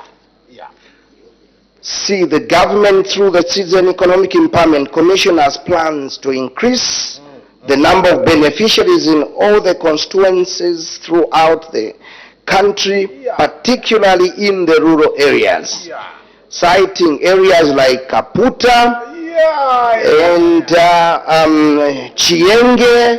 They will be part of those that will benefit from the increased. And also in Lundas. The government has recognized a huge demand for the empowerment fund, and government will be able to partner with other stakeholders so that we can source for more funds. Thank you, Madam Speaker. Thank you. Supplementary questions. The Honorable Member from Mbabala. Thank you so much, Madam Speaker, and thank you, Honorable Minister, for small and medium enterprises. Thank you so much for that response, and thanks for the support to the people of Choma District and Mbabala in particular, for those who you have supported. And we wish for more, as per our other question. Now, Honorable Minister, we are full of tracking numbers from some of the members in the Mbabala constituency who have applied, as well as those who don't have tracking numbers because they took the forms to your office in Choma. What action are you taking to ensure that these people who have applied actually receive their applied for loans? Because everywhere I've gone in the constituency, I've received a lot of people who are carrying tracking numbers and some have taken applications to your office in Choma and would like to see these people receive the loans. It's taking too long for them to receive the loans. Thank you. The Honorable Minister of Small and Medium Enterprise Development. Thank you, Madam Speaker. Madam Speaker, I would like to say my ministry through Citizen Economic Empowerment Commission have received a lot of applications throughout the country, including your constituents. And we're sitting at 30 billion worth of applications now. And the funds that we receive from government is only up to almost 500 million. So the percentage is not so much. So that's why we've seen a lot of our people who have applied through Citizen Economic Empowerment Commission. Up to now, they've not been attended to. It's because the funds that we receive from government, it's not adequate for everyone to receive at the same time. But in my response, I said we are trying to partner with other private sector who should come up and fill up the gap. Thank you, Madam Speaker. Thank you. Just a reminder, please, let's give room to the Honorable Minister. The voices are becoming too loud. Let's lower our voices. The next member is the Honorable Member for Kabwata. Thank you, Madam Speaker. Honorable Minister, what I know is for sure is that the President is running a government that is all-inclusive. I wanted to find out, with the statistics that you have given, that there are over 2,000 people that have benefited from these loans. How many of these people, is it possible for you to give us how many of these people are persons with disabilities that have actually been empowered with these funds? Thank you. Except that it wasn't part and parcel of the question. Maybe the Honorable Minister has got an answer. The Honorable Minister of Small and Medium Development, sorry. Thank you, The Madam Honorable Speaker. Minister of Small and Medium Enterprise Development. Thank you, Madam Speaker. Yes, this government is inclusive, and we do have special people who have been included, and they've benefited from the empowerment fund. In fact, various products. It could be within Citizen Economic Empowerment Commission. It could be through the Ministry of Youth Sport. It could be CDF and through community development. Thank you, Madam Speaker. Thank you. The Honorable Member for Chitambo. Madam Speaker, I'm very grateful. Minister of Small, Medium and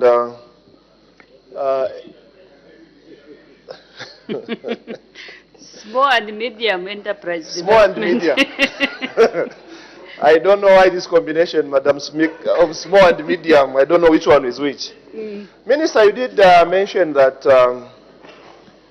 the fund will be increased and the beneficiaries also will be increased.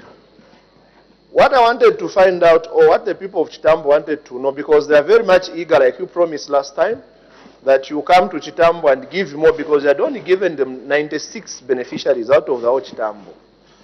Now that you've said you are going to increase the allocations, may we know how much monies will be put there, and when is this increasing going to happen? We need facts, Madam Speaker. The Honorable Minister of Small and Medium Enterprise Development. Madam Speaker, I said we are in talks with private sector to come on board. Yeah. Who should, fill up the gap where government is ending, because government is only giving almost 400 million. Yeah. But then we have got a huge demand on this empowerment fund. So I may not really say the time when, we will be able to secure, the partnership through private sector arrangement. Thank you, Madam Speaker. The Honorable Member for Iteshiteji. Thank you so much, Madam Speaker. And thank you, Minister, for the responses. And I would want to recommend that this initiative is touching many lives, especially that it is at the lowest level. Perhaps my question, Minister, is what are we also doing to reinforce these smaller monies against abuse so that it does not become business as usual?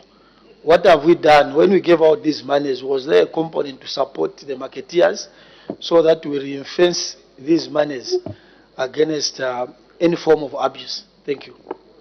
The Honorable Minister of Small and Medium Enterprise Development. This time, Madam Speaker, we have introduced capacity building and would like anyone who should be able to have access to the empowerment fund must undergo some skills training. They need to know how they will have to run those smaller businesses. Otherwise, we will risk these funds. Thank you, Madam Speaker. So without, Madam Speaker, the skills development given, then they will have no access to the empowerment fund. Thank you, Madam Speaker. The Honorable Member for Chikankata. Thank you, Madam Speaker. Madam Speaker, allow me to welcome my former teacher, Honorable Kalime.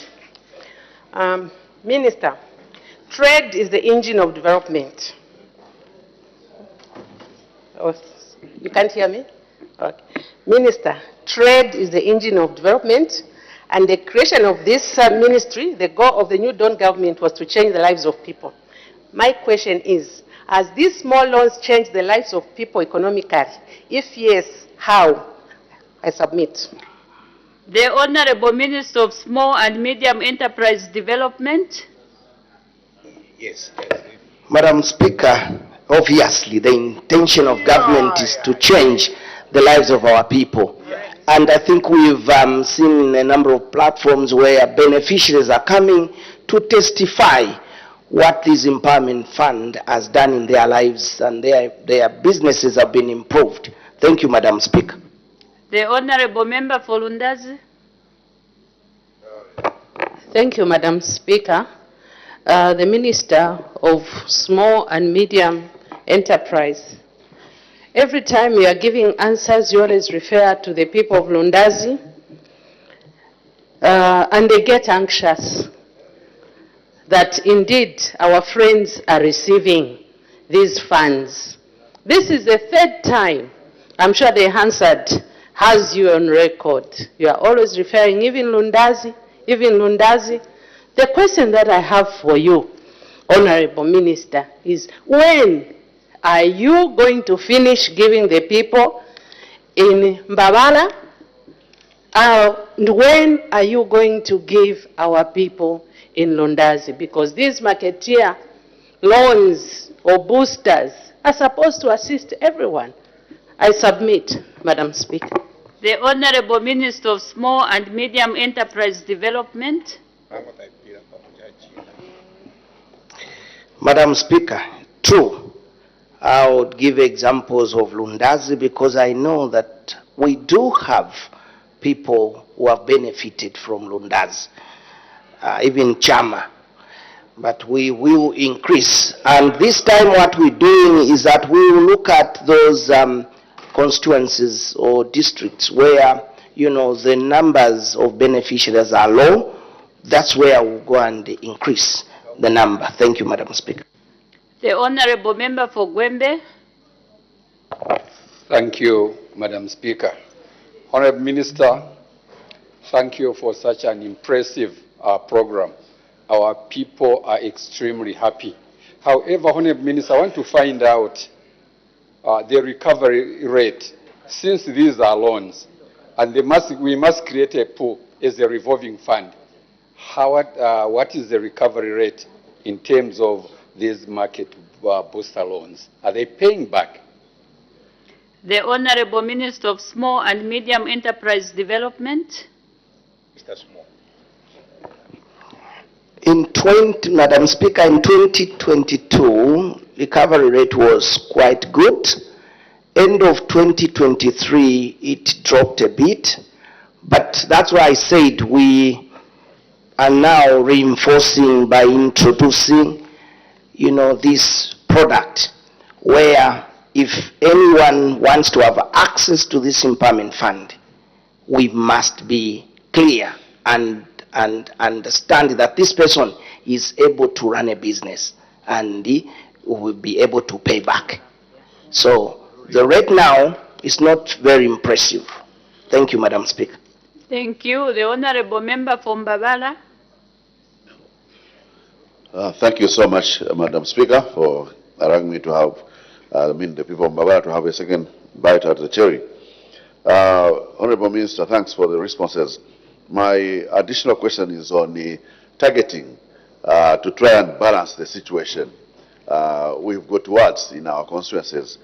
Is your ministry considering working with our offices, constituency offices, to try and improve the targeting of your beneficiaries by, for example, bring your Busuru or Marketeer Booster Fund to us as a constituency office to help you with targeting so that we could register all our marketeers in the various markets, for example, at Mbabala, at Muyobeshira Ntambo, at Mapanza, Smaovi, Macha, so that then it becomes easier to balance. For example, if you said a constituency is given, be it 100,000, those 1,000 you are giving, we would then register our marketeers and ensure that you give them, then everybody at least gets something in the entire constituency.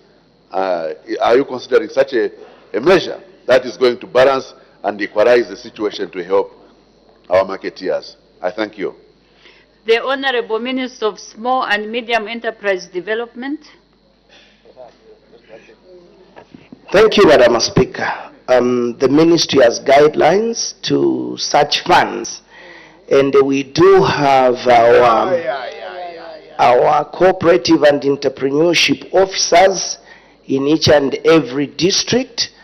And I think that's a fair question that members of parliament would work with our staff in the constituencies so that we work as a team and then we will be able to administer together. Thank you, Madam Speaker. The last member, the Honorable Member for Mukushi North. Thank you very much, Madam Speaker. Let me join other honorable members in welcoming Honorable Ambassador Kalimi back to the House. Honorable Minister, in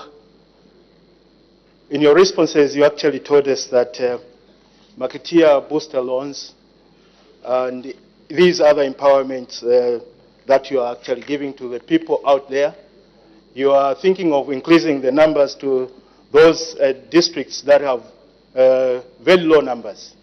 Now, those Marketeer booster loans, there are certain areas, I believe even in Mbabala, where those who applied, not all of them received. Now, how soon are you considering those who remained to be funded? Because on the list, others received, others remained. So how soon are you considering funding or financing such marketeers in various districts in Zambia? Thank you. The Honorable Minister of Small and Medium Enterprise Development. Thank you, Madam Speaker. I would like to say, it's not everyone, Madam Speaker, who applies for the empowerment fund must receive this empowerment fund. We need to look at the application, and there are also conditions to follow for you to have access to that empowerment fund. I'm not saying we're not giving. We're giving to those who have qualified, who have met the conditions of that, because those are loans.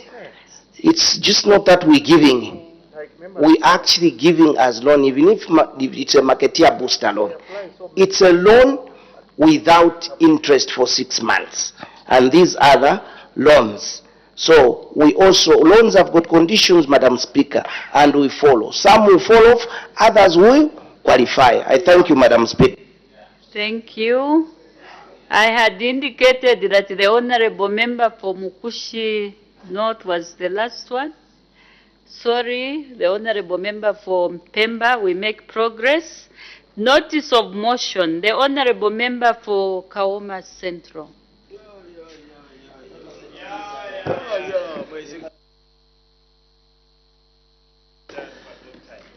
Madam Speaker, I beg to move that this House do adopt the report of the Committee on National Security and Foreign Affairs on the state of infrastructure at borders and ports of entry into the country for the third session of the 13th National Assembly, laid on the table of the House on 12th June 2024. Is the motion seconded? It is, Madam Speaker. Thank you. Seconded by the honorable member for Kasama Central. The question is that this House adopts the report of the Committee on National Security and Foreign Affairs on the state of infrastructure at borders and ports of entry into the country for the third session of the 13th National Assembly, laid on the table of the House on Wednesday, 12th June 2024. Any debate? The honorable member for Kaoma Central. Thank you, Madam Speaker. In accordance with the Standing Order 209 Kilo of the National Assembly of Zambia, Standing Orders 2024, the committee undertook a study of the state of infrastructure and borders and ports of entry into the country. Madam, during the study, the committee interacted with the several stakeholders who tendered both written and oral submissions before it. Allow me now to highlight a few of the committee's findings on the premise that honorable members of this august House have had the opportunity to read the report. Madam, the first issue that I will address is the state and condition of border infrastructure in the country. This august House may wish to know that many border posts in the country have very poor infrastructure and inadequate officers for the various border agencies operating there. In addition, is the poor state of housing units for staff working for the various border agencies. Where housing units are available, they are in a deplorable state, a situation which has led to staff having to commute long distances every day for work. This makes effective operation of the border posts very difficult. Madam Speaker, in view of this challenge, the committee strongly recommends that the government should construct modern infrastructure at all gazetted border posts in the country. There is also need to construct adequate bathroom facilities at all border posts with immediate priority given to the busy posts such as Kasumbalesa and Nakonde in order to meet the growing demand for such facilities. The committee further recommends that the government should construct adequate and appropriate decent staff housing units for border agency staff.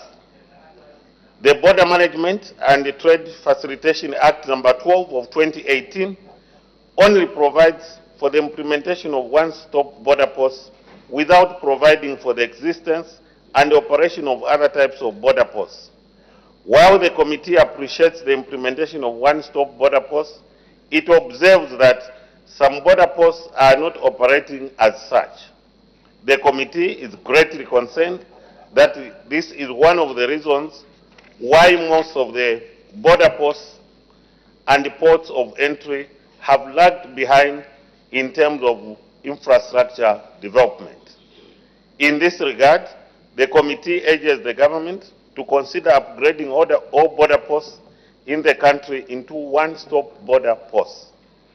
Madam Speaker, the committee had the chance to visit a number of border posts in order to appreciate some of the issues that had been presented by stakeholders. During its tour of Kasumbalesa border post, the committee was pleased to learn that the border post was given the responsibility to operate a one-year border facilitation unit by the government. The committee took note of the progressive infrastructure development at Kasumbalesa border post, which is attributed to this special initiative by the government. Indeed, the committee is of the view that the government should deliberately consider extending this period of this progressive initiative at Kasumbalesa border post and roll it out to other border posts in the country. It is the view of the committee that the border facilitation unit can contribute to development of infrastructure at the border posts. Madam Speaker, the committee had an opportunity to undertake a foreign tour to the Republic of Namibia.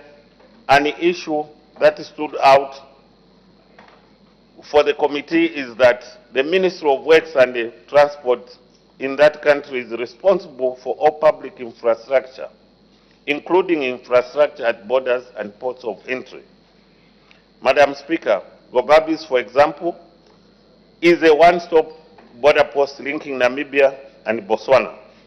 The committee was pleased to learn that cargo trucks at the border posts are cleared within a shortest possible time. The House may wish to know that the truck scanner at Gobabis border is modern and operates on a large scale. The committee urges the Zambian government to share best practices with the Namibian government and the other governments. It will be worthwhile for the country to consult widely on the best modalities for establishing and operating modern and efficient one-stop borders. This will contribute to efficient and effective trade facilitation. It will also contribute to immigration monitoring at the borders. The committee is of the view that the Zambian government should also ensure that all public infrastructure, including infrastructure at borders and ports of entry, is the responsibility of the Ministry of Infrastructure, Housing and Urban Development. Madam, I wish to appeal to the executive to start and implement the recommendations contained in the committee's report for the effective management of borders and ports of entry. Let me also appeal to all honorable members of the August House to support the committee's report. In conclusion, Madam, I wish to thank all the stakeholders who appeared before the committee and tendered written and oral submissions. I wish to thank you, Madam Speaker, and the Office of the Clerk of the National Assembly for the guidance and support rendered to the committee throughout the session. Madam Speaker, I beg to move. Thank you. Does the seconder wish to speak now or later? Now, Madam Speaker. The Honorable Member for Kasama Central. Thank you, Madam Speaker. I beg to second that this House do adopt the report of the Committee on National Security and Foreign Affairs on the state of infrastructure at borders and ports of entry into the country for the third session of the 13th National Assembly laid on the table of the House on 12th June 2024. Madam Speaker, in seconding the motion, allow me to make a few comments. Madam Speaker, there is limited land for infrastructure development at borders and ports of entry, as most of the land is private or encroached or is owned by traditional leadership. This situation, Madam Speaker, is highly hindering the expansion of border facilities in the country. Certain areas are so encroached that some of the matters are actually in court right now. Madam Speaker, I wish to urge that the government should consider acquiring between 10 to 20 hectares of land around the border infrastructure so that they may ring-fence enough land for expansion of future extensions of borders and ports. And such land should be actually secured with appropriate certificates of title, failure to which it will still be a very big problem. Madam Speaker, PPPs are the way to go. But yet again, when it comes to consideration of PPPs with border infrastructure and ports of entry, there's lengthy negotiations on these agreements. Madam Speaker, these agreements are taking too long for the private sector to agree to reach financial closure. And hence, this is hindering the development of infrastructure at the border posts and ports of entry, Madam Speaker. Madam Speaker, the government should therefore consider instituting pragmatic engagements which could lead to closures within the shortest possible time in order for the development of the infrastructure at borders and ports of entry to begin almost immediately. Madam Speaker, an example that can be cited in a PPP agreement is the border at Kasumbalesa border post. That was a PPP arrangement and that seemed to work well. Madam Speaker, having traversed the country and been to various border posts, it was noted that there was a low number of officers for the border agencies. Madam Speaker, most of the border posts in the country have a low number of border agency staff, especially the Zambia Revenue Authority as well as immigration. The low number of staff is contributing to the ineffective operations and clearance of persons as well as goods at the borders. Further, Madam Speaker, border guards have been deployed at most of the borders and ports of entry, but yet they have not been given their kit in order to operate effectively. Hence, Madam Speaker, the government should recruit and employ more officers under the various border agencies that I mentioned earlier, which are immigration as well as Zambia Revenue Authority, and further to expedite the process of equipping the border guards with the required equipment that is needed. Because in certain areas, Madam Speaker, some of the border area lands stretch out as far as 300 kilometers of having no man in that area. Hence, the border guards having equipment such as guns, possibly dogs, drones, will really help the situation. Madam Speaker, there is a lack of electricity, and I wish to mention especially at Kamapanda border post, which is in the north-western province. Madam Speaker, not having electricity supplied to this particular border post has actually allowed for operations not to work effectively. Madam Speaker, most of the border posts in the country are not backed up by any alternative electricity. Hence, during this load management period, this has negatively affected the border posts and ports of entry, as well as the operations have been highly, highly affected. Madam Speaker, the government should actually look into installing alternative energy such as solar power, especially at Kamapanda, that does not even have an actual supply right now.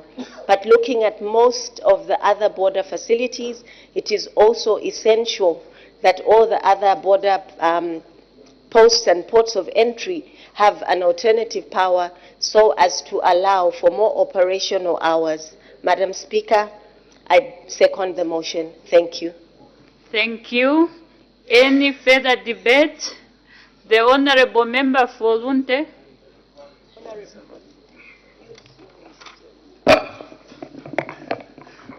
Thank you so much, Madam Speaker. Madam Speaker, allow me to support the adoption of this report.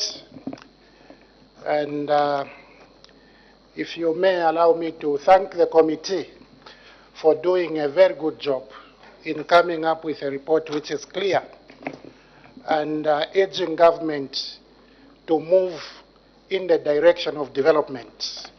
Development which is for the benefit of the Zambian people.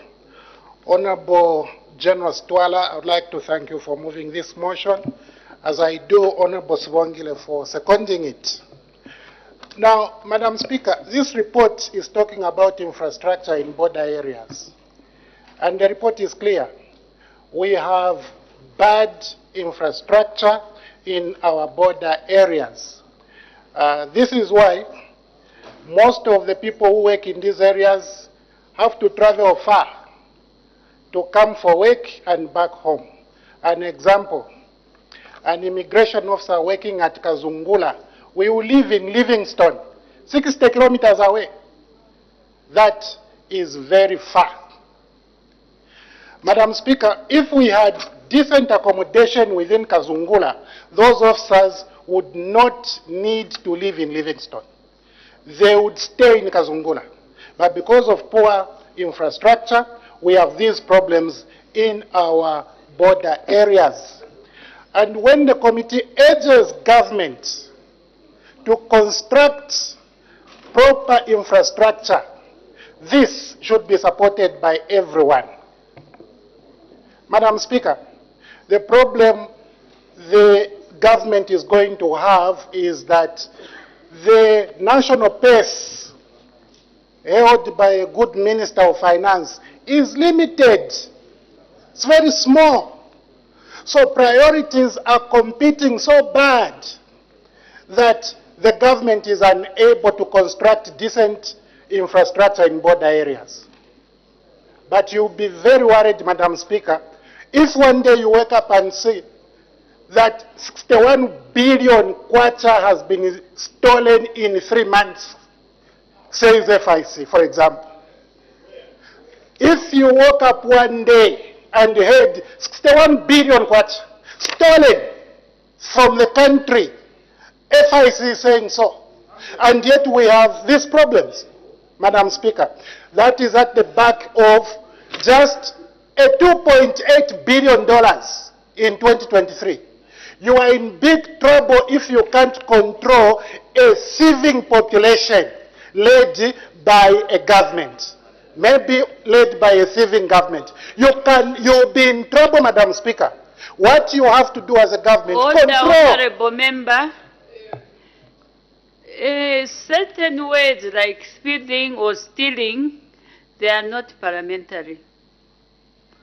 And do you also have evidence of what you are talking about?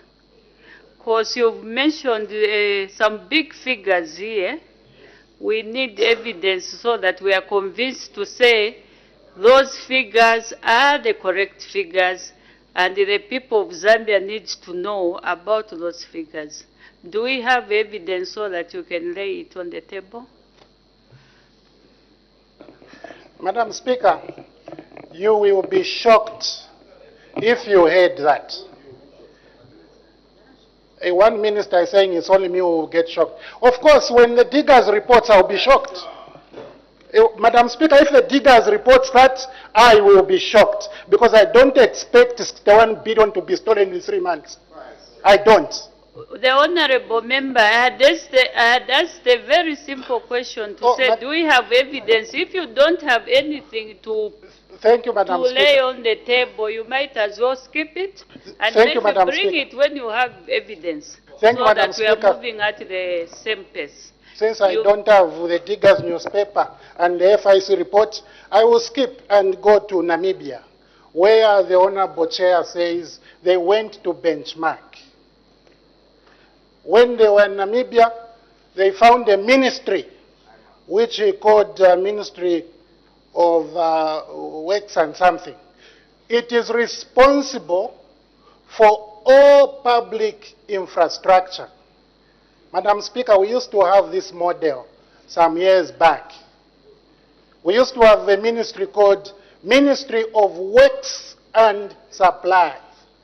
It used to be responsible for all government infrastructure, including this chamber, Madam Speaker. Today, All this infrastructure is under the Minister of Finance. Now, this is the man, or this is a ministry, Madam Speaker, which must deal with a dwindling revenue. This is a ministry which must deal with national expenditure. It's a ministry which must deal with debt restructuring in spite of accumulation of further debts. This is a ministry which will deal with budget realignment. The same ministry will deal with loan contraction. How do you expect a ministry which has so much responsibility, paying all civil servants, all public workers, to the also... Honorable Member, I thought we had the Minister of Infrastructure and then another Minister of Finance. It's not responsible for government infrastructure, Madam Speaker. That one is responsible for constructing, and you know there are no constructions anymore these days. Madam Speaker, so when I stand, I actually have to feel sorry for a good minister who is put under immense pressure. We'll ask him, how is the condition of even a new government complex? He doesn't know. He has never visited it because he's engrossed in debt contraction and debt restructuring.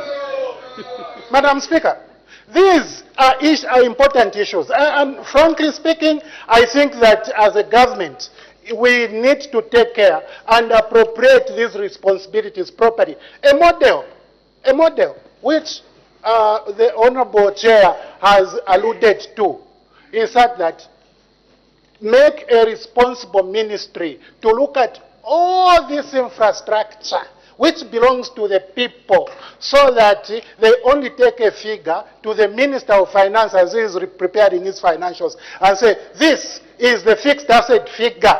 And even when the Auditor General goes to audit, the Auditor General will come here to look at these buildings, the one who is at fault is the Minister of Finance. What type of unfairness is that, Madam Speaker?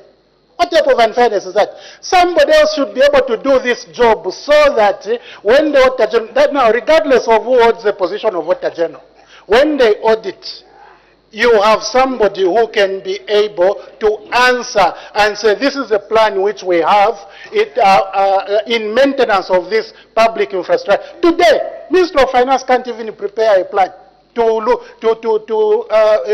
after this public infrastructure, because this cannot be a priority in the face of drought, in the face of realignment of the budget, in the face of all these matters. So I want to support the adoption of this report by indicating that government must take care to listen to the wisdom of the committee and be able to actually implement these recommendations, because these are recommendations in development. Madam Speaker, I thank you. Thank you. The Honorable Member for Sinazongwe.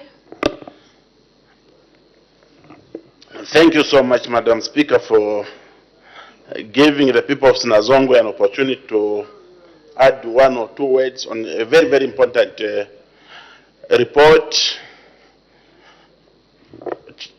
under your stewardship. Madam Speaker, for the benefit of those who don't know exactly what happens in these border posts or entry points, it is not just a matter of movement, Madam Speaker. There is a component of revenue being raised from these areas.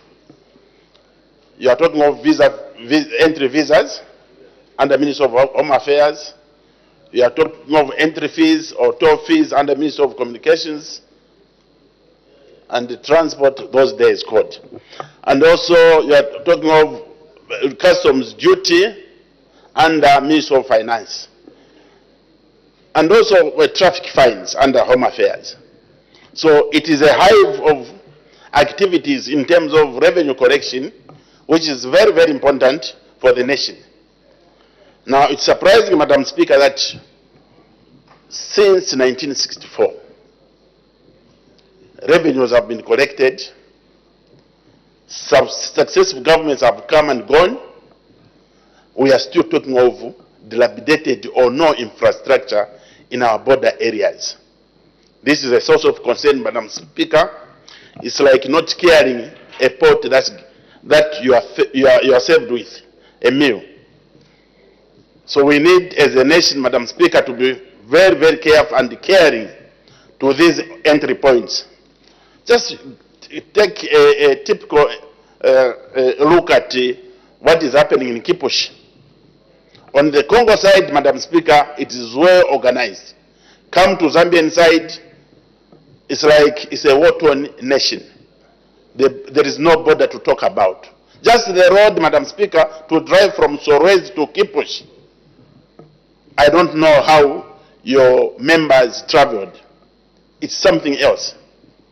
Once you go, coming back, you must be sick. There is literally no road to talk about. So these are the areas, Madam Speaker, that we need as a nation to pay much attention. I'm glad the Minister of Infrastructure did hint that the road will be worked on. There is also in Ndola, there is Sakanya. Just go across into Congo. Everything is perfect. On our Zambian side, it's a sorry sight. But revenues are being collected. You go even, the same Kasumbalesa, look at immigration houses at Kasumbalesa. It's a sorry sight, Madam Speaker. So these are the situations, Madam Speaker, thanking you for having allowed the committee to travel. These are the areas that the government needs to put much emphasis or take extra care in trying to also give a facelift to the areas where these revenues are being collected. Otherwise, it's a sorry sight. If you did travel, Madam Speaker, you look at what is happening even in Jimbe, resources are being collected, coming into government coffers, but on the ground what is happening is totally different. Another issue, Madam Speaker, that I feel should be an addition to a very important report that was generated by your committee is also the attitude towards our workers. A good infrastructure, Madam Speaker, was constructed in Kasumbalesa under PPP, as the committee alluded. But look at the care now. From the time the government took over, the infrastructure is dilapidating. So there is no extra care. It's a change of mindset from our own workers manning these border posts to say, once the government comes up with a new infrastructure, an extra care should be given. This is not happening. Maybe also what the minister or the Minister of Finance should be doing is part of some money, maybe a certain percentage, should be going back to this border post so that at least there is every year there should be a renovation to these new infrastructures that the government is trying to come up with. Otherwise, the committee's report, Madam Speaker, is spot on, is perfect. Just these concerns that I thought, as the people of Sinazongo should bring to attention to say, let's pay back to the areas where these resources, these revenues are coming from. They need to be beautified so that at least even the working environment for the workers can be conducive. With these few remarks, Madam Speaker, I wish to support the report. Thank you. Thank you. We hear another voice, the independents. The Honorable Member for Bwana Mkubwa. Thank you, Madam Speaker. Madam Speaker, let me join my colleagues in welcoming Honorable Kalimi back to the House, and also in congratulating our new Justice Minister, Honorable Kasune. Madam Speaker, let me first and foremost on the onset indicate that I support this report. And in my thinking, Madam Speaker, I have always thought that Parliament is involved of think tanks who help to put minds together to foster development and also contribute to the well-being of this country, and also to provide the necessary checks and balances and to see to it the executive is aligned and move forward. But sometimes we find that it's mere politicking. Madam Speaker, From the onset, I've read this report, and this report looks at very cardinal things: the territorial integrity of this country, and also through those border posts where we need infrastructure development to ensure that illegal immigrants are kept, human trafficking is kept, and also issues of illicit financial flows, because if you have porous borders, Madam Speaker, then those vices cannot be mitigated by government, and also the domestic resource mobilization as well as the inflows of commodities, imports and export, where government collects the much needed tax revenue from these avenues, cannot be collected if you have porous border posts.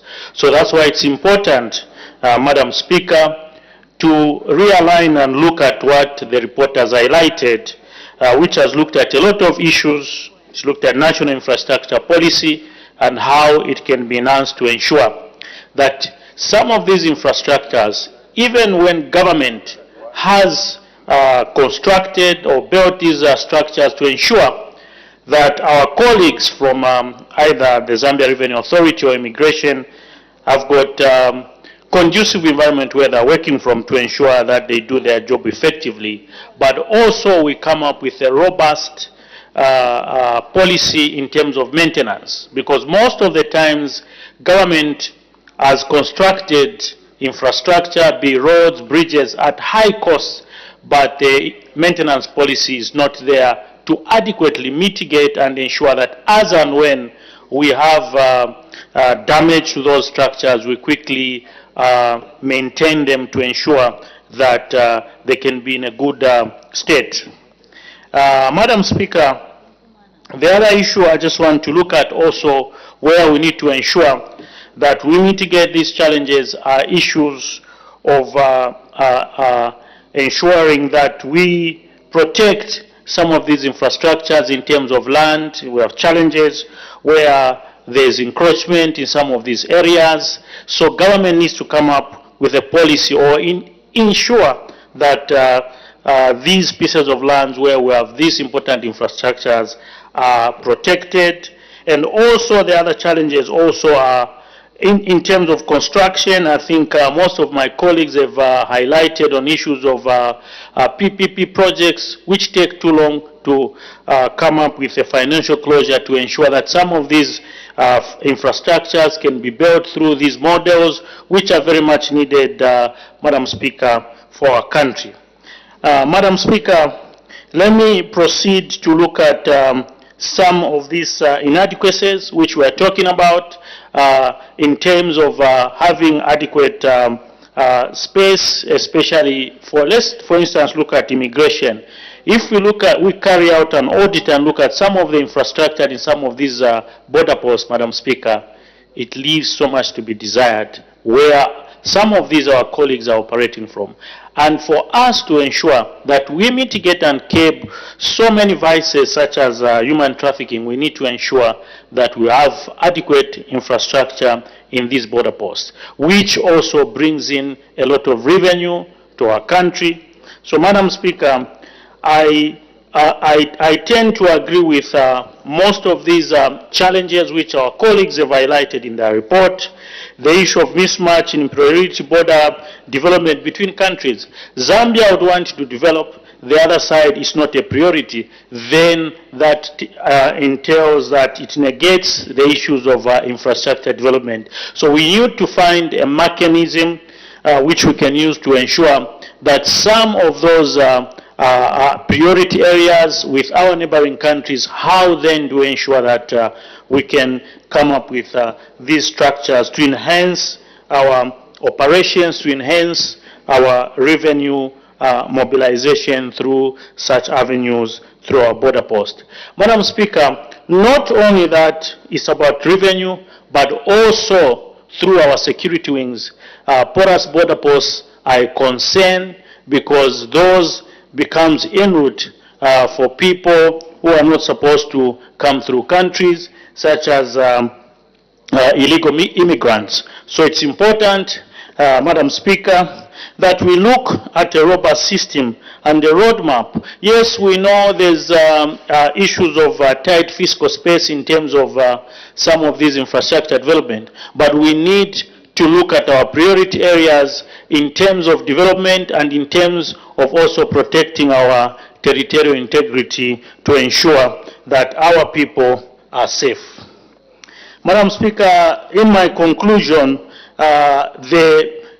your committee has done a tremendous job in which they did also do their benchmarking and also visited some of these border posts, and they brought in a lot of important aspects which we need to sit and interrogate and see to it that according to the order of priority we can push through other avenues to ensure that we propel issues of infrastructure development in these much needed areas where our colleagues operate from, where our much needed revenue is coming from, to ensure that the country can continue to curb a lot of vices which I've indicated, such as illicit financial flows, which are emanated from tax evasion when the borders are too porous. Madam Speaker, with those remarks, I wish to indicate that I support this report.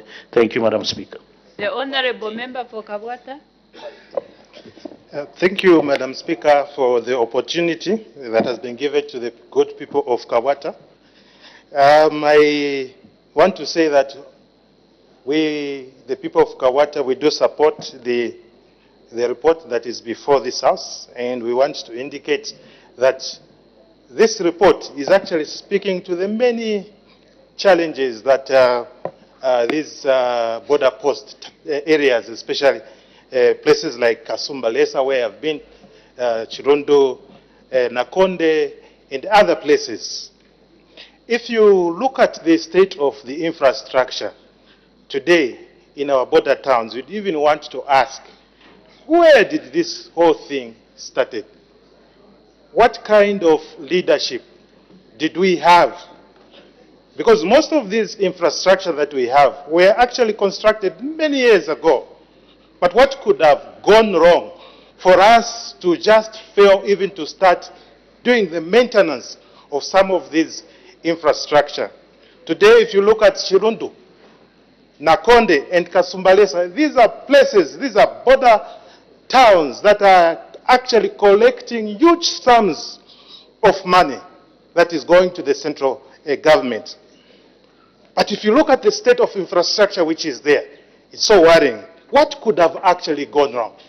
Was it because it is the leadership that we were lacking in those days? Could it have been that the leadership that was there never took interest to look at some of these infrastructure? That is the reason why that every time when you are actually choosing leaders, you really need to understand that the leaders that you put in place, they will either take you backwards or they will take you in front, or they'll make you move forward. Madam Speaker, today, the state of the infrastructure of some of these properties that we have within our border towns can actually be cautioned. You have... Order, Honorable Member. There is an indication for a point of order. The Honorable Member for Mpika. Thank you, Madam Speaker, for the opportunity to raise a point of order. Madam Speaker, the debate on the floor is very clear, and what the report is talking about is very clear, urging the executive to construct border infrastructure. This is the present discussion. However, Madam Speaker, the Honourable Member of Parliament for Kabwata has drastically veered off from what is being discussed and what is on the floor of the House. He is going on rampage politicking. He is going on rampage politicking, questioning the past leadership, even when he knows the party that he belongs to has been in power for 3 years. So, Madam Speaker, it is not helpful right now to start discussing the past when he has also been in the past and nothing in terms of infrastructure is happening. Madam Speaker, is in order therefore to contradict Standing Order number 71, which urges us to stick to what is being discussed objectively. I thank you, Madam Speaker. Thank you. Honorable Member, the way you brought out that point of order, you even gave a suggestion. So the presiding officer has got nothing to add. However, maybe just to guide, let's stick to the report. The report is straightforward, very simple. We make progress. Madam Speaker, the reason why I'm actually giving out this information, it's because of the state of the infrastructure that we have. It's not about politicking. We all want to find or to see that government comes up with solutions. And the reason why we have found ourselves in this state of affairs, the reason why we found ourselves to see that most of these border towns, the infrastructure is not something that you can even talk about. It's because of the leadership that we had. Madam Speaker, allow me to mention this, that today if you decide to plant the seed of corruption, you are actually denying the Zambian people to receive the best infrastructure. We saw, Madam Speaker, how monies were exchanging hands, 24 million US dollars found with one individual. That money, if it was actually, that money, Madam Speaker, Honorable Member for Kawata, now you are bringing in issues that need evidence. Do we have evidence for that 24 million that you've mentioned? I think let's just try to speak to the report. If you've got other things that you want to add in that are in line with the report, please can we also have evidence so that we are moving at the same level? Thank you, Madam Speaker, for your thank you, Madam Speaker, for your guidance. However, Madam Speaker, the reason why we have some of these infrastructure dilapidated is because of negligence. Negligence.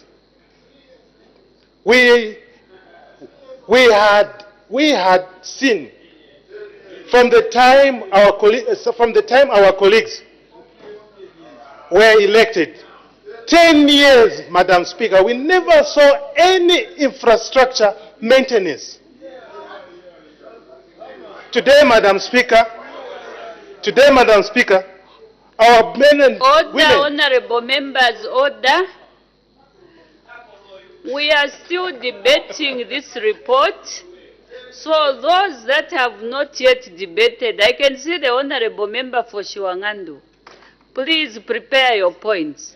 Otherwise, we've got the Honorable Ministers who are also going to give us or to respond to some of those issues that are being brought on the floor of the House. But my guide is, please, let's stick to the report. Today, Madam Speaker, our men at the border towns talk of the immigration officers, talk of the customs officials, even the border guards that have been employed now. They are struggling because they are not motivated. Look at the accommodation where they are staying. You can't even like it. Like the other debater said, Madam Speaker, someone has to travel from Kazungula to Livingstone. That is the reason why I am saying, Madam Speaker, some of these issues, they should have actually been attended to way back. But because of lack of having leaders who could actually work on some of these issues, now we are faced, Madam Speaker, with a serious challenge of the infrastructure that is actually falling apart in most of these border towns. Madam Speaker, if you look at the issue of land encroachment in our border areas. That is something that we need to bring to the attention of the executive. Madam Speaker, I strongly believe that the Minister of Lands, through the Surveyor General, needs to go on the ground and ensure that title deeds are given to people that are owning property. You go to Kasumbalesa, most of the people that are owning those properties, they don't have title deeds. You go to these other border towns, even in Nakondo, some of the properties that we have in those areas, they don't have title deeds. Madam Speaker, it is for this reason that I am emphasizing that we need to ensure that we see the Minister of Lands moving on site, ensure that people who have any parcel of land, they should get a title deed. Madam Speaker, when you have a demotivated workforce, you don't expect to collect even enough revenue. You don't expect even the border guards to go and work effectively. Our colleagues in other countries, you go to South Africa, you go to Botswana, today you'll find that border guards are equipped with the latest technologies. Our colleagues are able to fly drones to do the patrols. But what about with our own here in Zambia? And that is the reason why the Ministry of Finance has to ensure that these areas are actually given enough money. Madam Speaker, as I conclude, allow me to talk also about the issue of transportation for our men that are actually working in these border areas. Madam Speaker, if you look at the immigration officers, they are barely surviving in terms of transportation. Look at the customs rapid response officers. Probably if you go to Chirundu, you only find maybe they only have 2 vehicles that they are using to chase after these smugglers. Madam Speaker, I want to urge the government to ensure that the funding for these places, especially when it comes to issue to do with transportation, let us ensure that our men that are working in our border areas, they are given the best transportation, they are given also the best infrastructure in terms of housing, in terms of warehouses. Madam Speaker, with these few words, I want to say we support this report on the floor. Thank you. The Honorable Member for Chiengi. Thank you so much, Madam Speaker, to give the people of Chiengi to debate this very important report, which is on the floor of the House. And on behalf of the people, the good people of Chiengi, we support this report. Madam Speaker, coming from a constituency which has a border, and this border, when you look at that border and the other side, which is so porous, I believe the report is all about urging the government to construct these borders. And I want just to urge even this House that the ball is in our court as members of Parliament, and also the executive. Why am I saying so, Madam Speaker? It's because we need to increase the budget allocation. We've had also shortage of human manpower on these borders. We've had also of infrastructure which is not supporting a nation which has had independence for 60 years. So I think here what we should be talking about is ask the members to make sure that we urge all of us, the government, to say, can you sit with your technocrats to increase the budget for infrastructures towards the borders? If you look at the infrastructure at Chirundu, it's something anyone can be proud of. If you look at the infrastructure at Kazungula, something that somebody can be proud of. But if you come to Chiengi, there's a an infrastructure there, but which is not supporting also security for our nation and also the people of Chiengi. Madam Speaker, what I should expect all of us here is just to say, can we agree the kind of money that can be allocated? If the Treasury cannot support that, this government should look at even doing PPP projects, or to look at even, if that can be done, to borrow, to come up with some infrastructure that will speak to the modern world. Madam Speaker, when you are passing through Mokambo, is so shameful on our side as Zambians. Even the gates which are there, they speak poverty. These are the entry ports which are speaking of what we are in our countries. Now, if we have such port of entries which are already speaking of the poverty levels in the country, do we expect to be given a chance to negotiate some agreements, like, for example, when we are saying we are not going to allow, vehicles or trucks that are carrying heavy things to ride on our roads? They will not listen to us, the other side, because already our infrastructure is saying they are, I don't know, for lack of a better word, they are underneath, they are beneath these other, our colleagues. I'll give an example of what is taking place on Mokambo border, Madam Speaker. You can see developments which are coming up.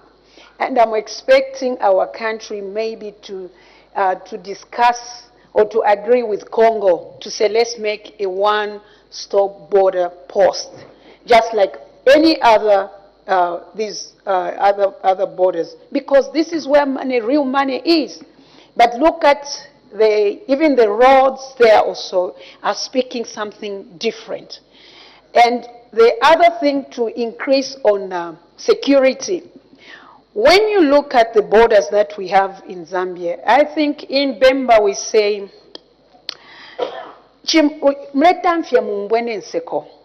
our colleagues, we are taking things, it's business as usual. Our colleagues, they are so much concerned about their borders. Wherever you go, if we cannot put up such kind of borders where we have security for the sake of the nation, then I think we have a problem. My appeal to the executive and also this House, can we come up with just a budget that will say we want a border post which will speak to who we are. Indeed, we have minerals in this country. Indeed, this is who we are. Madam Speaker, it's so, so sad. It's a sad story when you look at most of these border posts that we are talking about. And I hope and pray we will not just debate, we will not just support the report, but we are going to see that when the Minister of Infrastructure goes to sit with his technocrats, the kind of budget that we're going to see, it will not just be for the roads, but for the security purposes, for these borders where these borders are porous and the infrastructures are nothing to talk about. With these words, Madam Speaker, I would like, on behalf of the people of Chiengi, to support the report. I thank you, Madam Speaker. Thank you. The Honorable Member for Kanyama.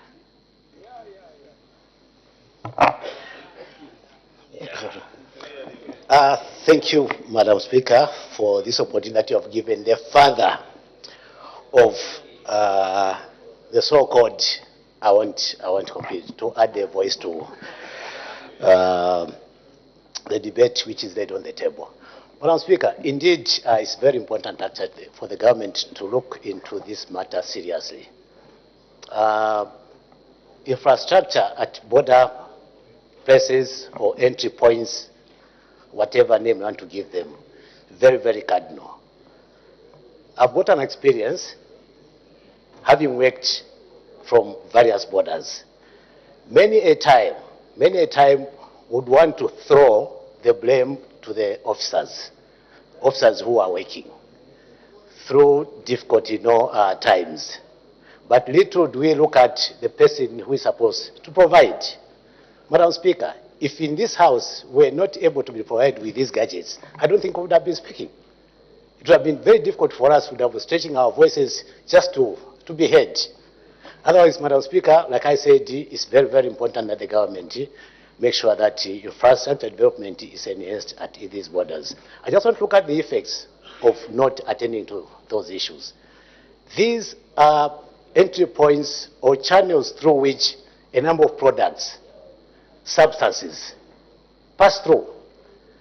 We hear of certain substances that when you look around in the country, you cannot find any trace, you cannot find any factories through which those are manufactured from. We're looking at issues like cocaine, all those drugs that are, where do they come from? Or where do they pass through? It's through these border posts. Now, with the poriousness, like my colleagues have put it, poriousness that is there currently, then those drugs will simply come in and there are certain places that are earmarked to be, for those to be traded. Places like my constraints. Everyone knows that this is what takes place here. And as a result, you realize that our children, my children, everyone's grandchild is being referred to as a junkie. Meanwhile, we don't look at what is causing those children to be called the junkies. I'm labeled as the father of the junkies. Eventually I'll be called the grandfather of the junkies. They are my children. They are my children. But now, that's why I'm here to propagate for them. If we make sure that these border places, entry points are really, security is enhanced, believe you me, the issues of, drugs that will cause our children to be called by those names that are not, human, it will be a thing of the past. Madam Speaker, I want to look at what happened in Livingstone. In Livingstone, they have had like customs. They had an inland port where everything was taking place. But because of the infrastructure that has been improved at Kazungura, they have moved the component of customs, which looks at the importation and exportation of goods, to the border. Because the government knows that it is at the border where everything starts and ends. So why can't we emulate the same to these other provinces or areas? So for me, I would want to emphasize that can the government do what the committee has established, give them implements, give them all necessary tools that will enable them enhance their operations. And by so doing, we'll be able, us as parliamentarians, to hold them accountable, because they'll have nothing to point at as to what is causing them not to block these products that will harm our children. Previously, there was an issue of Tujirijiri where there was a law that had banned them. But this time around, Madam Speaker, they are coming in. They have got different names.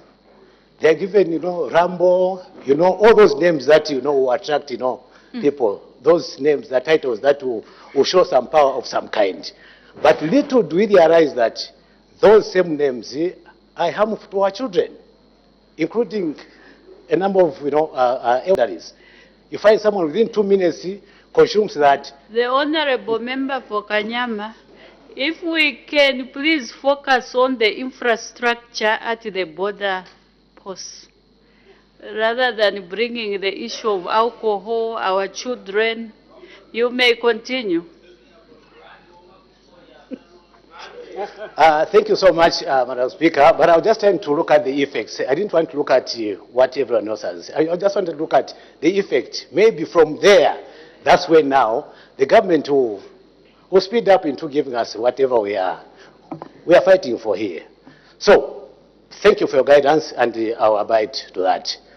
The emphasis is, can we make sure that the government gives us this infrastructure that is needed at the border, for it helps into development activities, enhance revenue collection, and some extent, not to some extent, enhance on national security of the country. Minus that, if we leave the borders as porous as there, I think at some point, I think the country would live to regret. So all in all, what I'm asking is, can we have this as recommended by the committee, that some component of a budget be focused on improving the infrastructure for immigration and customs and any other institution that is situated at the borders, and by so doing, this country will be a safer place to live in. Madam Speaker, before I end, I just want to urge my colleagues that on Monday, can we find ourselves at the amphitheater for that workshop? I submit, Madam Speaker. Thank you. Thank you. The Honorable Member for Shiwangandu. Thank you so much, Madam Speaker, for allowing me to make a few comments on the report from Committee on Security. Madam Speaker, going through the report,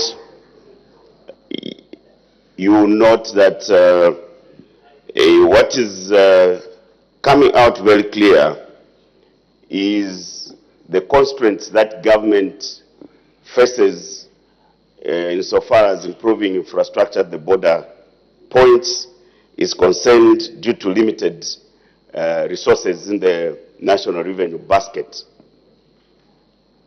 And I want to urge colleagues that when we are debating these critical matters with a report such as this one thorough, we stick to the reports than speculating and peddling innuendos that cannot be verified on the floor. Madam Speaker, infrastructure undertaking at our border posts has been an ongoing exercise. And I firmly stand here confirming that yes, indeed, some work has been done, but a lot more work needs to be done. I would have loved the Honorable MP who was earlier debating, the Honorable MP for Chiengi, to confirm that even as she was speaking about Mukambo border, for example, it used to be, Madam, like a village. On the other side, of course, we understand the challenges of infrastructure.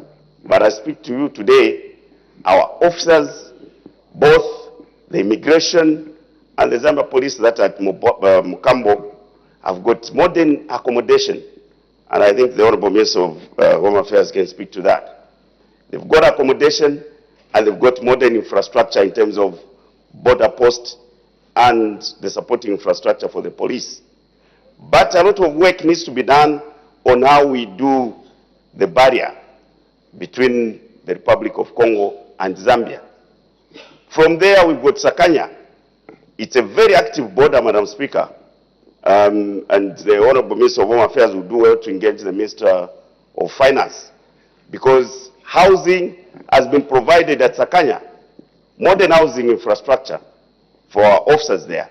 So what is needed is additional infrastructure in terms of border facilities, because the border facility which is there is quite small.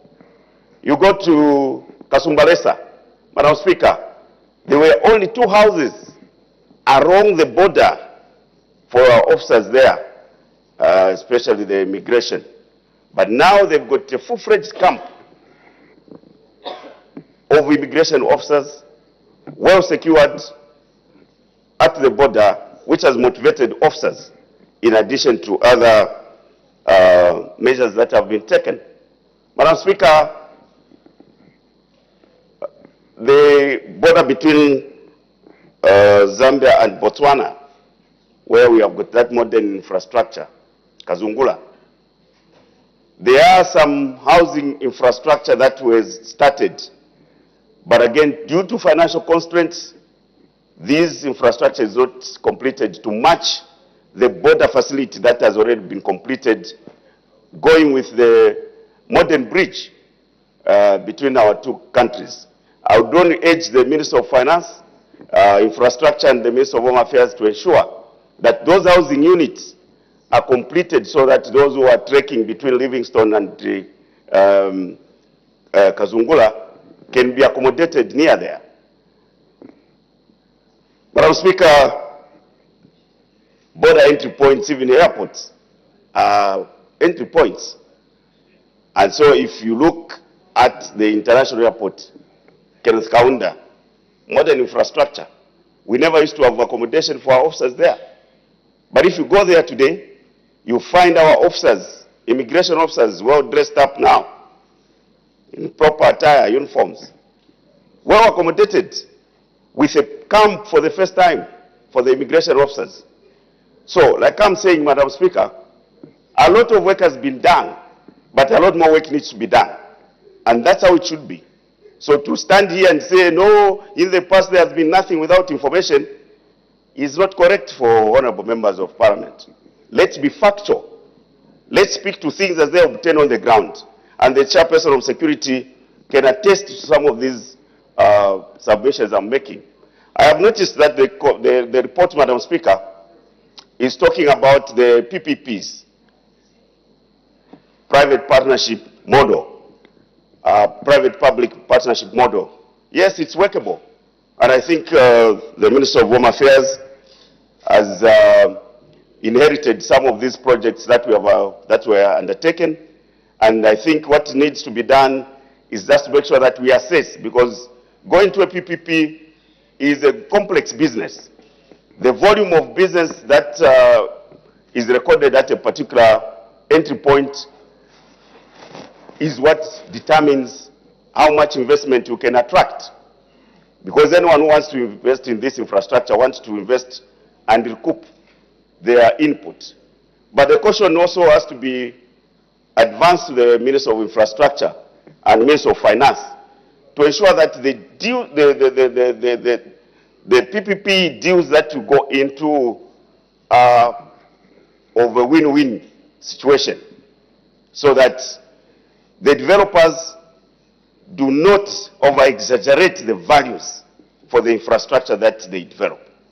There is a possibility, because they would want to overvalue the infrastructure, continue recouping even beyond what they should have recouped at the detriment of the nation.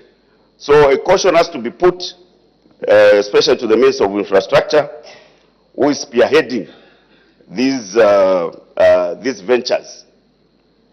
At the end of the day, we have seen the agencies that are at the border facilities. I think we have focused more on the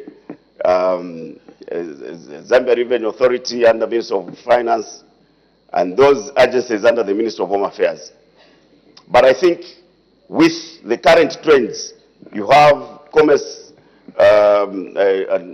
and trade, you have agriculture, you have livestock, because there is also movement of livestock. So you need to have a more structural approach, Minister of Infrastructure, to ensure that no one is left behind. Because while you can have immigration accommodated with accommodation, ZRA, these other officers from the ministries such as livestock are left out, and that poses a challenge.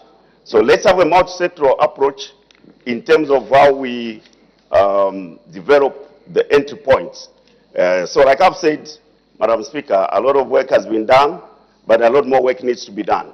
And this is the correct position insofar as the infrastructure at our entry points is concerned. I thank you, Madam Speaker. Thank you. The last member for this topic is Solwezi East. Then tomorrow the ministers will respond and will close the report. The honorable member for Solwezi East. Thank you, Madam Speaker. Just to add one or two things to the report as I support it. Madam Speaker, on the PPP, indeed, I concur, and it is my appeal to the Minister of Infrastructure, Honorable Milupi, the people of Solwezi East, where the Kipushi border is. Indeed, we need to see the PPP work so that we can see development, because that border post has high economic potential. And the Minister of Finance, you can actually recoup more money. We can even exceed the revenues that are collected at Kasumbalesa, because most of the economic activities happening in the DRC, they are closer to Kipushi border than the way they are at Kasumbalesa. So I agree with the PP issue. Please make sure that the long processes are cut short so that we see development in that area. Regarding infrastructure, Madam Speaker, indeed, this is a hassle. If you go to Mshindamo, you look at the infrastructure at the Kipushi border there, there's nothing really to point at. You cross the other side, you find that there is tarmac. Our friends have got good infrastructure. But on the Zambian side, we wonder why and what we have been doing in the past 60 years. Order, Honorable Member. Order. As the time is 18:55 hours, I interrupt the proceedings and debate stands adjourned. Day for resumption of debate. Tomorrow, Madam Speaker. Debate to resume tomorrow. The House is now adjourned.